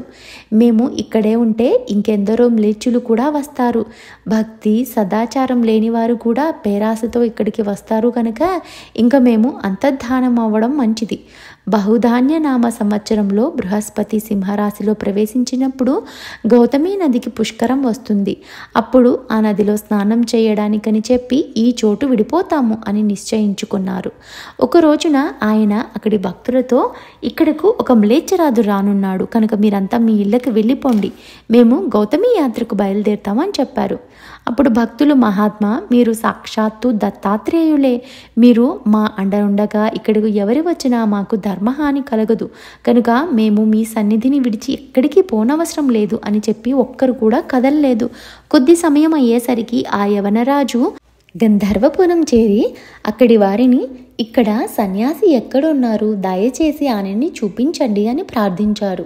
అతనిని చూసి యవనరాజు అక్కడికి రాగలడని స్వామి చెప్పిన మాటలు స్మరించి భక్తులు కీడు శంకించి అతనికేమీ చెప్పడం లేదు. వారి సంశయాన్ని గుర్తించిన రాజు, అయ్యలారా, నేను కూడా అర్ధార్థినై స్వామి దర్శనానికి వచ్చిన ఆర్తుడనే. సంశయించక వారెక్కడున్నారో చెప్పండి అని వేడుకున్నాడు. అతడు పదే పదే ప్రార్థయపడిన మీదట శ్రీగురుడు అనుష్ఠానానికని సంగమానికి వెళ్ళారని, మధ్యాహ్నం మఠానికి తిరిగి రాగలరని ఆ భక్తులు చెప్పారు. రాజు వెంటనే పల్లకి దిగి తన పరివారమంతటిని అక్కడే ఉండమని చెప్పి తాను ఒక్కడే త్వరగా సంగమానికి వెళ్ళి స్వామిని దర్శించి చేతులు కట్టుకుని దూరంగా నిలబడ్డాడు. శ్రీగురుడు, ఓరి సేవకుడా, ఇన్నాళ్లకు కనిపించావే అన్నారు. ఆ మాట వినగానే స్వామి అతన్ని చూడగానే రాజుకి పూర్వజన్మ స్మృతి కలిగి ఆనంద బాష్పాలు కారుస్తూ నమస్కరించాడు. అతని శరీరమంతా రోమాంచితమైంది. అతడు ఏమేమో మాట్లాడబోయాడు, కానీ సంతోషంతో అతనికి మాట పెగలడం లేదు. కొంతసేపటికి అతడు తెప్పరిల్లి, ప్రభు, మీరు మా శ్రీపాదస్వామియే. నేను మీ సేవకుడినైనా చాకలినే స్వామి. ఈ దీనుణ్ణి ఇంత ఉపేక్షించారేమిటి? మీ పాదసేవ విడిచి ఇంతకాలం నేను దూరంగా పడి ఉండేలా చేశారే. రాజవైభవాల భ్రమలో చిక్కి మిమ్మల్ని మరిచి ఎంతకాలం గడిపాను స్వామి. ఇన్నాళ్ళు మీ దర్శనమే లభించలేదు. చివరికి మీ ఎదుటకు వచ్చాక కూడా ఇది వరకు అంతగా సేవించుకున్న మీ పాదాలను గుర్తించలేకున్నాను. అజ్ఞానమనే మహాసముద్రంలో నన్నిలా పడి ఉండనివ్వడం మీకు న్యాయమా? జరిగింది చాలు. ఇక నుండైనా మీ పాదాలు విడవను, నన్ను ఉద్ధరించండి అని చెప్పి ఆయనకు నమస్కరించుకున్నాడు. శ్రీగురుడు అఖిలాభీష్ట సిద్ధిరస్తు అని ఆశీర్వదించారు. వెంటనే ఆ రాజు తనను బాధిస్తున్న వ్రణం తగ్గించమని వేడుకున్నాడు. స్వామి, ఏదిరా నీ వ్రణం చూపించు అనగానే అతడు తన తొడవంక చూసుకుని ఆ కురుపు మటుమాయమవడం చూసి ఆశ్చర్యచకితుడై భక్తితో ఆయనకు నమస్కరించాడు. ఆ స్వామి గంభీర వదనులై, ఏమిరా, నీవు కోరుకున్న రాజ్యభోగాలు తనివి తీరా అనుభవించావా, లేక ఇంకేమైనా కోరికలు మిగిలి ఉన్నాయా? బాగా ఆలోచించుకుని చెప్పు అన్నారు. అప్పుడు ఆ రాజు, మీ దయ వలన సకల ఐశ్వర్యాలతో చాలా కాలం రాజ్యమేలాను. నాకు కొడుకులు మనుమలు కూడా కలిగారు. నా మనసు పూర్తిగా తృప్తిపడింది. కానీ భక్తవత్సల, మీరు ప్రసాదించిన సంపదలు మీరు స్వయంగా చూడాలన్న కోరిక ఒక్కటే మిగిలింది. ఆ ఒక్కటి తీరగానే నేను సర్వము విడిచి మీ పాదసేవ చేస్తూ ఇక్కడే పడి ఉంటాను అని వేడుకున్నాడు. అప్పుడు స్వామి, ఓరి సన్యాసులమైన మేము పాపభూయిష్టమైన నీ మ్లేచ్ఛ రాజ్యంలో అడుగుపెట్టకూడదు. మీ మతస్థులు గోవుల్ని చంపుతారు కనుక మాకది తగదు అన్నారు. స్వామి, నేను మీ సేవకుడినే, మీ రజకుడిని కాదా? ఈ రాజ్యమంతా మీరు ప్రసాదించిందే కదా. కర్మవశాన ఈ జాతిలో జన్మించానే కానీ నేను మీ సేవకుడినే కదా. మీరు ప్రసాదించిన రాజ్యాన్ని, కొడుకులని, మనుమల్లని మీకు చూపాలని నా కోరిక. మీరు దూరంగా ఉండే మీ కృపాదృష్టి వారి మీద, మా ప్రజల మీద ప్రసరింపచేయండి. మా రాజ్యంలో మీ రాకకు అవరోధమైన గోవధని నిషేధిస్తాను అని చెప్పి శ్రీగురుణ్ణి కాళ్ళావేళ్లా పడి బతిమలాడుకున్నాడు.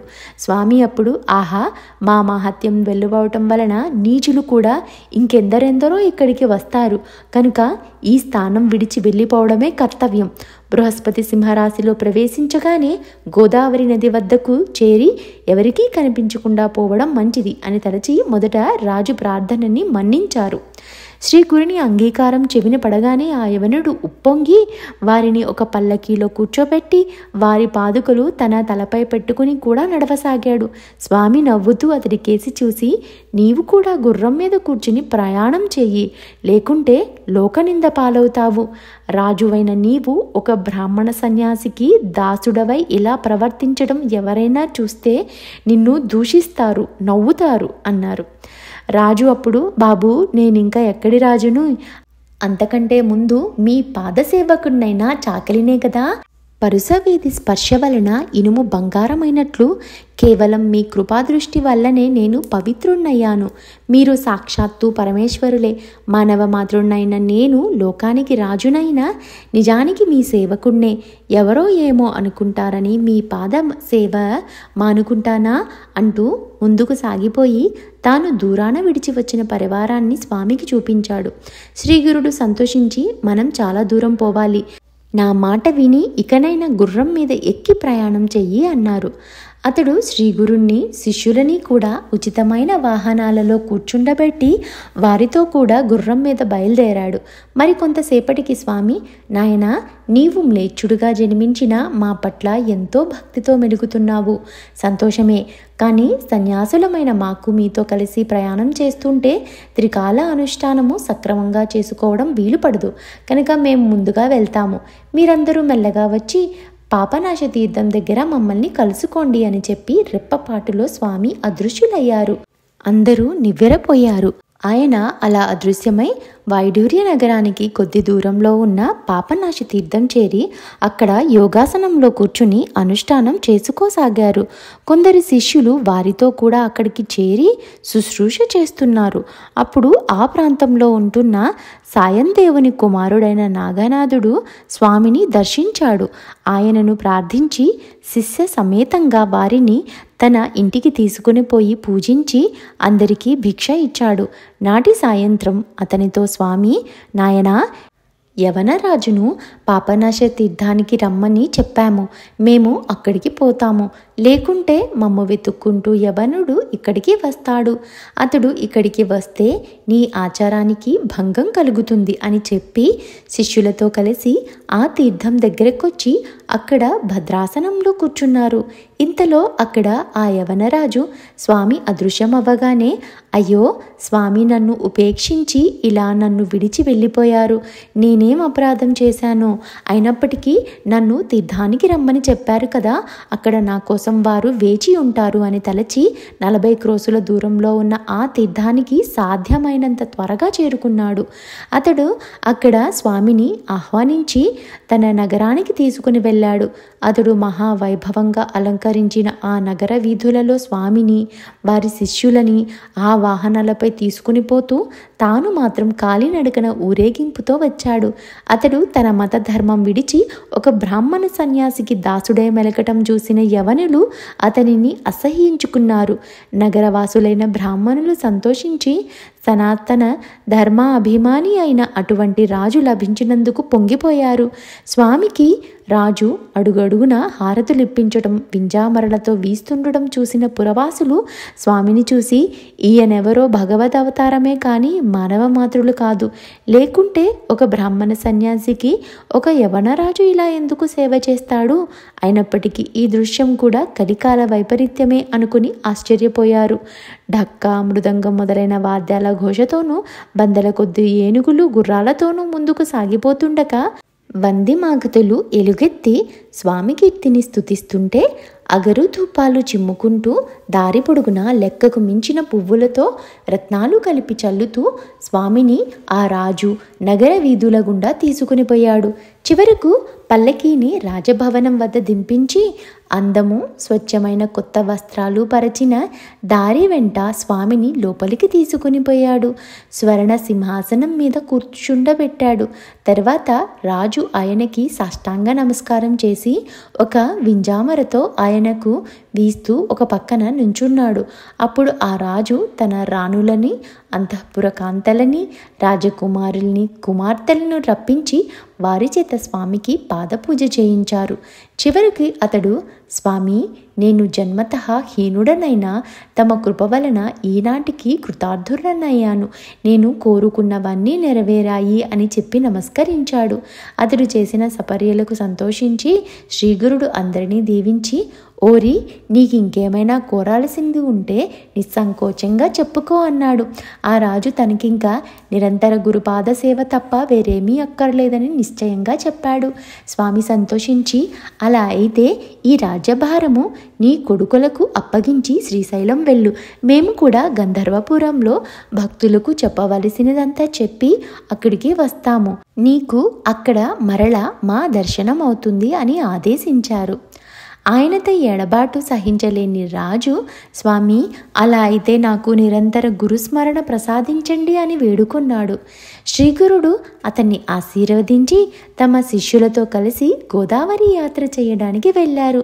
చివరకు వారందరూ ఆ నదిలో స్నానం చేసి భీమా అమరజ సంగమం చేరుకున్నారు. గంధర్వపుర వాసులందరూ పూజా ద్రవ్యాలు తీసుకుని ఎదురేగి, స్వామి, మీరు ఇక్కడి నుండి వెళ్ళినప్పటి నుండి ఈ ఊరంతా అచేతనమయ్యింది. తిరిగి మీ రాక వలన మరలా ప్రాణం వచ్చినట్లుంది అని ఆయన్ని స్తుతించి పూజించారు. అప్పుడు స్వామి, బిడ్డలారా, మేమెక్కడికో వెళ్ళిపోయామని ఎన్నడూ అనుకోవద్దు. ఈ పురం మాకెంతో ప్రియమైనది. ఇక్కడ మమ్మల్ని నిశ్చల భక్తితో కొలిచేవారికి ఎప్పుడూ ప్రత్యక్షమవుతుంటాము. ముందు ముందు దేశమంతా కలియుగ దోషాలన్నింటికీ నిలయం కానున్నది కనుక మేం శ్రీశైలం వెళ్ళాలనుకుంటున్నాము. అయినప్పటికీ భక్తుల్ని రక్షించడం కోసం వాస్తవంగా గుప్త రూపంలో ఇక్కడే ఉంటాము. అలా గుప్తంగా ఉండడానికి కారణం, రానున్నది కష్టకాలం. ధర్మం రోజు రోజుకు క్షీణించిపోతుంది. దుర్మార్గులు ప్రబలి ఎన్నో దుష్కృత్యాలు చేయబోతారు. పూర్వజన్మ సంస్కారం వలన యోగ్యుడైన ఆ మ్లేచ్ఛరాజు మా అనుగ్రహానికి పాత్రులైన వారిని విని ఎందరెందరో హీనులు కూడా ఇక్కడికి వస్తారు. మా ప్రత్యక్ష సాన్నిధ్యం వారికి కలగడం వలన అందరికీ ఎంతో కీడు జరుగుతుంది కనుక మా రూపాన్ని గుప్తం చేయటం ఒక్కడే కర్తవ్యం అన్నారు. అది విని పురవాసులు ఎంతగానో బాధపడుతూ నిశ్చేష్టులై బొమ్మలలాగా నిల్చున్నారు. ఆనాటి వరకు మానవ ఆకారంతో కనిపిస్తున్న ఆ త్రిమూర్తి అవతారం అటు తరువాత తమ స్థూల రూపాన్ని గుప్తపరిచినప్పటికీ ఈ గంధర్వపురంలో సుస్థిరంగా ఉన్నారు సుమా. అందుకు నేనే సాక్షిని. నేటికి ఈ గంధర్వ నగరంలో ఆయనను విశ్వాసంతో భజించిన వారి యొక్క కోరికలు తీరుతాయి. ఇతర యుగాలలో ఎన్ని వేల సంవత్సరాలు తపస్సు చేసినా కనిపించని ఈ దత్తమూర్తి ఇప్పుడు భక్తుల పాలిట కల్పవృక్షమై ఇక్కడ నిలిచారు. భుక్తి ముక్తులను ప్రసాదించడానికి ఈ భూమి మీద ఇంతకు మించినదేమున్నది అని సిద్ధయోగి నామధారకునితో చెప్తూ ఈ అధ్యాయాన్ని ముగించారు. శ్రీ దత్తాయ గురవే నమః. శ్రీ శ్రీపాద శ్రీవల్లభాయ నమః. శ్రీ నృసింహ సరస్వత్యే నమః. శ్రీ గురుచరిత్ర అధ్యాయం 51. శ్రీ గణేశాయ నమః. శ్రీ సరస్వత్యే నమః. శ్రీ గురుభ్యో నమః. నామధారకుడు స్వామి శ్రీగురుడు వైఢూర్య నగరం నుండి బయలుదేరి వెళ్ళి గౌతమి పుష్కర యాత్ర పూర్తి చేసుకుని తిరిగి గంధర్వపురం చేరాక ఏమి చేశారో సెలవీయండి అన్నాడు. సిద్ధయోగి ఇలా చెప్పారు. శ్రీగురుడు కొంతకాలం గంధర్వ నగరంలోనే ఉన్నారు. అది ఈశ్వరనామ సంవత్సరం. అప్పుడు బృహస్పతి సింహరాశిలో ఉన్నాడు. ఒకనాడు ఆయన భక్తులందరితో తాము శ్రీశైల యాత్రకు బయలుదేరుతున్నామని చెప్పారు. అది తెలిసిన గ్రామస్తులందరూ కూడా మఠం వద్దకు చేరుకున్నారు. వారందరూ కన్నీరు కారిస్తూ శ్రీగురునితో ఇలా అన్నారు. స్వామి, మీరిప్పుడు శ్రీశైల యాత్రకు వెళ్ళవలసిన అవసరమేమిటి? తాము తమ అవతార కార్యం పరిసమాప్తి చేయదలచినట్లు మాకు తోస్తున్నది. ఇంతకాలము మీ అనుగ్రహంతో మా కష్టాలు అభీష్టాలు తీర్చుకుంటున్నాము. మీరీ గ్రామంలో విజయం చేయటం వలన ఈ గంధర్వపురం భూలోక వైకుంఠం అనదగిన మహాపుణ్యక్షేత్రంగా రూపొందింది. నిజానికి మీరు మా అందరికీ కులదేవతగా నిలిచారు. మేము అగ్నులం, దీనులం. మాకు మీరు తప్ప వేరు దిక్కు లేదు. మమ్మల్ని విడిచిపెట్టిపోవడం మీకు న్యాయమేనా? ఏ తల్లి అయినా తన బిడ్డలను ఇలా విడిచి వెళ్ళిపోతుందా? ఎప్పుడూ వారి చెంతనే ఉండి వాళ్ళని సాకటం ఆమె ధర్మం కదా అన్నారు. శ్రీ నృసింహ సరస్వతి స్వామి వాళ్ళ భక్తికి కరిగిపోయి చిరునవ్వుతో ప్రేమగా ఇలా అనునయించారు. బిడ్డలారా, మాపై ఇంత భక్తితో మెలిగే మిమ్మల్ని విడిచి మేము మాత్రం పోగలమా? నిజానికి మేము ఎల్లప్పుడూ ఈ గంధర్వపురంలోనే ఉంటాము.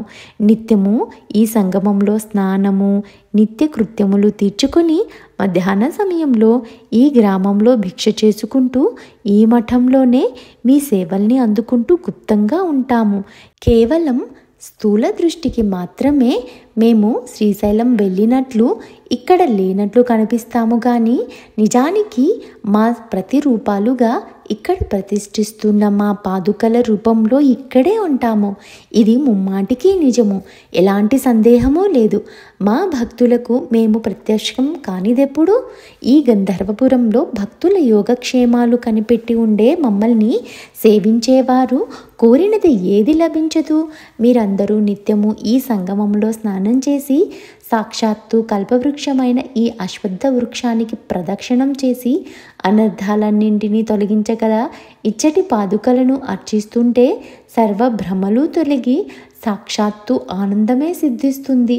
ఎలాంటి చింతలు కలవారికైనా ఇచ్చటి చింతామణి అనబడు విఘ్నేశ్వరుణ్ణి ఆరాధించటం వలన సర్వ విఘ్నాలు నశిస్తాయి. భక్తి శ్రద్ధలతో ఈ అష్టతీర్థాలలో స్నానం చేసేవారికి సర్వసిద్ధులు సమకూరి ముక్తి కూడా లభిస్తుంది. 3 కాలాలలోనూ ఈ మఠంలోని మా పాదుకలను పూజించి నీరాజనమిచ్చి నిర్మలమైన మనస్సుతో మమ్మల్ని స్మరిస్తే కోరినది తప్పక నెరవేరుస్తాము. ఇక ముందు పవిత్రమైన ఈ దేశం మ్లేచ్చులైన యవనులకు ఆధీనం అవుతుంది. వాళ్ళు కూడా ఇక్కడికి వస్తారు. వాళ్ళు వస్తే ఇక్కడ భక్తులకు కష్టం కలుగుతుంది. మేము ఇక్కడ లేవని వాళ్ళు అనుకోగలందులకు స్థూల దృష్టికి శ్రీశైలం వెళ్ళిపోయినట్లు కనిపిస్తాము, కానీ అదృశ్యంగా ఇక్కడే భక్తులకు నిత్య ప్రసన్నులపై శాశ్వతంగా ఉంటాము అని చెప్పి ఆయన తమ పాదుకలు మఠంలో విడిచిపెట్టారు. వెంటనే ఆయన మఠం నుండి బయటకు వచ్చి సాయం దేవుణ్ణి, నంది శర్మని, నరహరి కవిని, నన్ను కూడా తీసుకొని శ్రీశైలానికి బయలుదేరారు. కొందరు శిష్యులు గంధర్వపురంలో ఉండిపోయారు. శ్రీ గురుని వద్ద సన్యాస దీక్ష తీసుకున్న కృష్ణ సరస్వతి, బాల సరస్వతి, ఉపేంద్ర సరస్వతి, మాధవ సరస్వతి మొదలగు వారు అంతకు ముందే శ్రీ గురుని ఆజ్ఞ మేరకు తీర్థయాత్రలకు వెళ్ళిపోయారు. స్థానిక భక్తులు మా 5గురిని ఊరి పొలిమేర వరకు సాగనంపి చేతులు జోడించి శ్రీవారి దివ్య రూపం కనుమరుగయ్యే వరకు చూస్తూ నిలబడి అటు తర్వాత వారి పాదాలను ధ్యానిస్తూ తిరిగి వెళ్ళిపోయారు. అటు తర్వాత జరిగినది చెబుతాను విను. వెనుక శ్రీగురుడు వైద్యనాథ క్షేత్రం నుండి బయలుదేరినప్పుడు వారి వద్ద సెలవు తీసుకుని తీర్థయాత్రలకు బయలుదేరిన శిష్యులు వైఢూర్య నగరాన్ని పరిపాలించిన యవనరాజు శ్రీగురుని ఆజ్ఞానుసారం కొంతకాలం ముందే శ్రీశైలం చేరి అక్కడ వారి రాక కోసం ఎదురు చూస్తూ ఉన్నారు. బహుధాన్య నామ సంవత్సరంలో ఉత్తరాయణ పుణ్యకాలం వచ్చింది. కుంభరాశిలోనికి సూర్యుడు, కన్యారాశిలోనికి బృహస్పతి ప్రవేశించారు. అది శిశిర ఋతువు. మాఘమాసం కృష్ణపక్షం ప్రతిపద శుక్రవారం నాడు శ్రీగురుడు శిష్యులమైన మా 4గురితో కలిసి శ్రీశైలం వద్దనున్న పాతాళ గంగకు చేరారు. అక్కడ ఆయన స్నానం చేసి ఒక పుష్పాసనం సిద్ధం చేయమని మమ్మల్ని ఆజ్ఞాపించారు. మేమంతా త్వరగా పూలు సమృద్ధిగా సేకరించి వాటిని అరటి ఆకులపై అమర్చి ఒక పూల నావ సిద్ధం చేశాము. అప్పుడు శ్రీగురుడు దానిని నది నీటిపై ఉంచమని ఆదేశిస్తే మేము అలాగే చేశాము. అప్పుడు ఆయన, మేము ఈ పూల నావలో ఈ పాతాళగంగ దాటి శ్రీశైలం చేరి అక్కడ మల్లికార్జునితో ఐక్యం చెందుతాము. మీరందరూ వెనక్కి తిరిగి గంధర్వపురం వెళ్ళిపోండి అని చెప్పారు. కానీ మేము నివ్వెరబోయాము. ఆకస్మికమైన వారి ఆజ్ఞకు కుంగిపోయి కన్నీరు కారుస్తూ అలానే ఉండిపోయాము. ఆయన మమ్మల్ని ఓదారుస్తూ ఇలా అన్నారు, ప్రియ శిష్యులారా, మీరిలా దిగులు పడొద్దు. మీరు గంధర్వపురం వెళ్ళండి. మీకు ఎల్లప్పుడూ అక్కడ మా దర్శనం లభిస్తుంది. భక్తి లేని వారికి కనిపించక భక్తులకు మాత్రమే దర్శనం ఇవ్వదలచి మేమక్కడే గుప్త రూపంలో ఉంటాము. మమ్మల్నే నమ్ముకుని కొలిచే భక్తుల ఇళ్లల్లో మేము ప్రత్యక్షంగా ఉంటాము. పుష్యమి నక్షత్రంతో కూడిన ఈ శుక్రవారం నాడు శుభముహూర్తంలో శ్రీగురుడు పూలనావ మీద కూర్చుని నది మధ్యకు సాగిపోతూ ఒడ్డున నిలిచిన మా అందరితో చివరి మాటగా ఇలా చెప్పారు, నాయనలారా, మీకు సర్వ శుభాలు ప్రాప్తించుగాక. 4గురు ఒక్కచోట చేరి మా చరిత్ర పారాయణ చేసేవారు, అందులోని స్తోత్రాలు పఠించేవారు, నామ సంకీర్తన చేసేవారు మా ప్రీతికి పాత్రులవుతారు.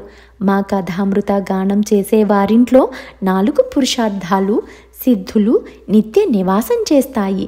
జీవితాంతము అష్టైశ్వర్యాలు, అటు తర్వాత ముక్తి సిద్ధిస్తాయి. మేము ఆనంద నిలయానికి వెళ్తున్నాము. మేము అక్కడికి చేరగానే అందుకు గుర్తుగా మీ వద్దకు 4 తామర పువ్వులు ఈ నదిలో కొట్టుకుని వస్తాయి. మీరు 4 వాటిని ప్రసాదంగా తీసుకోండి. మీరు వాటిని ప్రాణం కంటే ఎక్కువ విలువైనవిగా భద్రపరుచుకుని పూజించుకోవాలి. ఇది మా ప్రమాణం. దీనిని సంశయించరాదు అన్నారు. ఆ నావ ముందుకు సాగి కొద్దిసేపట్లో కనుచూపు మేర దాటిపోయింది. అయినా తాము ధరించిన కాషాయ వస్త్రంతో తమ తలని కూడా కప్పుకున్న వారి రూపం దివ్య తేజస్సులతో మా హృదయాలలో అలా నిలిచిపోయింది. ఇలా శ్రీగురుడు తమ అంతిమ సందేశం ఇచ్చి ఆ పుష్పనాభలో కొంత దూరం వెళ్ళి అకస్మాత్తుగా అంతర్హితులయ్యారు. అంతలోనే ఆ పుష్పాసనం గాని స్వామి గాని కనిపించకపోయేసరికి మేమందరం కన్నీరు కారిస్తూ ఆ శూన్య ప్రదేశం కేసి చూస్తూ ఉండిపోయాము. కొద్దిసేపటికి నదికి అవతలి ఒడ్డు నుండి ఒక పడవలో వచ్చిన కొందరు బెస్తవాళ్ళు మా వద్దకొచ్చి, అయ్యా, ఒక స్వామి తూర్పు ఒడ్డుకు వెళ్తుంటే మేం చూశాము.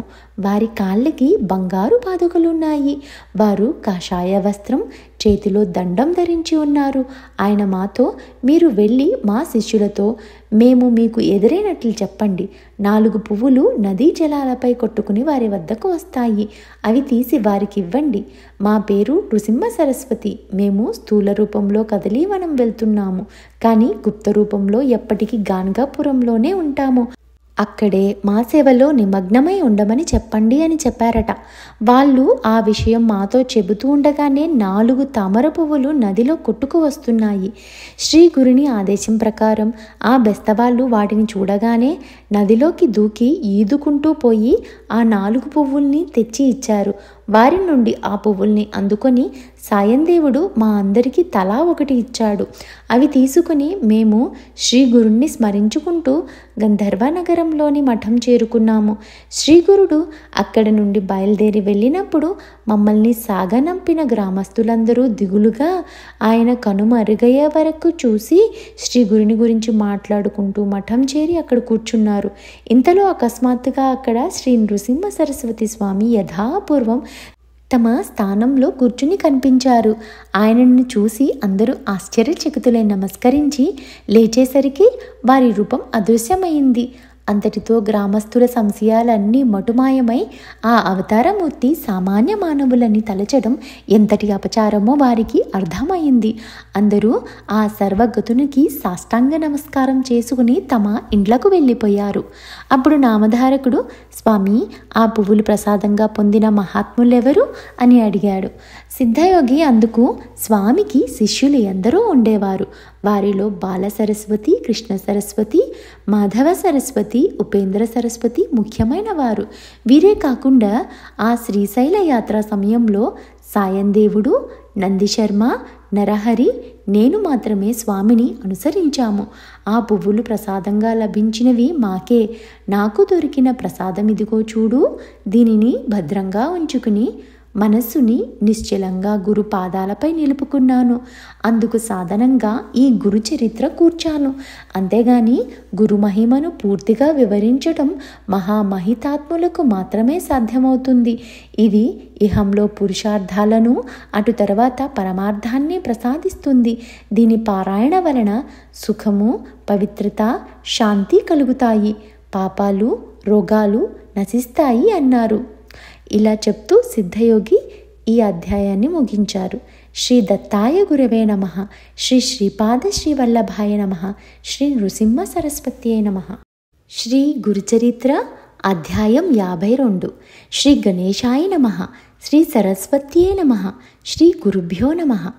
అంతవరకు ఎంతో ఆసక్తితో శ్రీ గురుని లీలలు కోరి కోరి చెప్పించుకుంటున్న నామధారకుడు ఈసారి సిద్ధముని కథ ముగించిన తర్వాత కూడా ఏమీ మాట్లాడకుండా నిశ్చేష్టుడై ఉండిపోయాడు.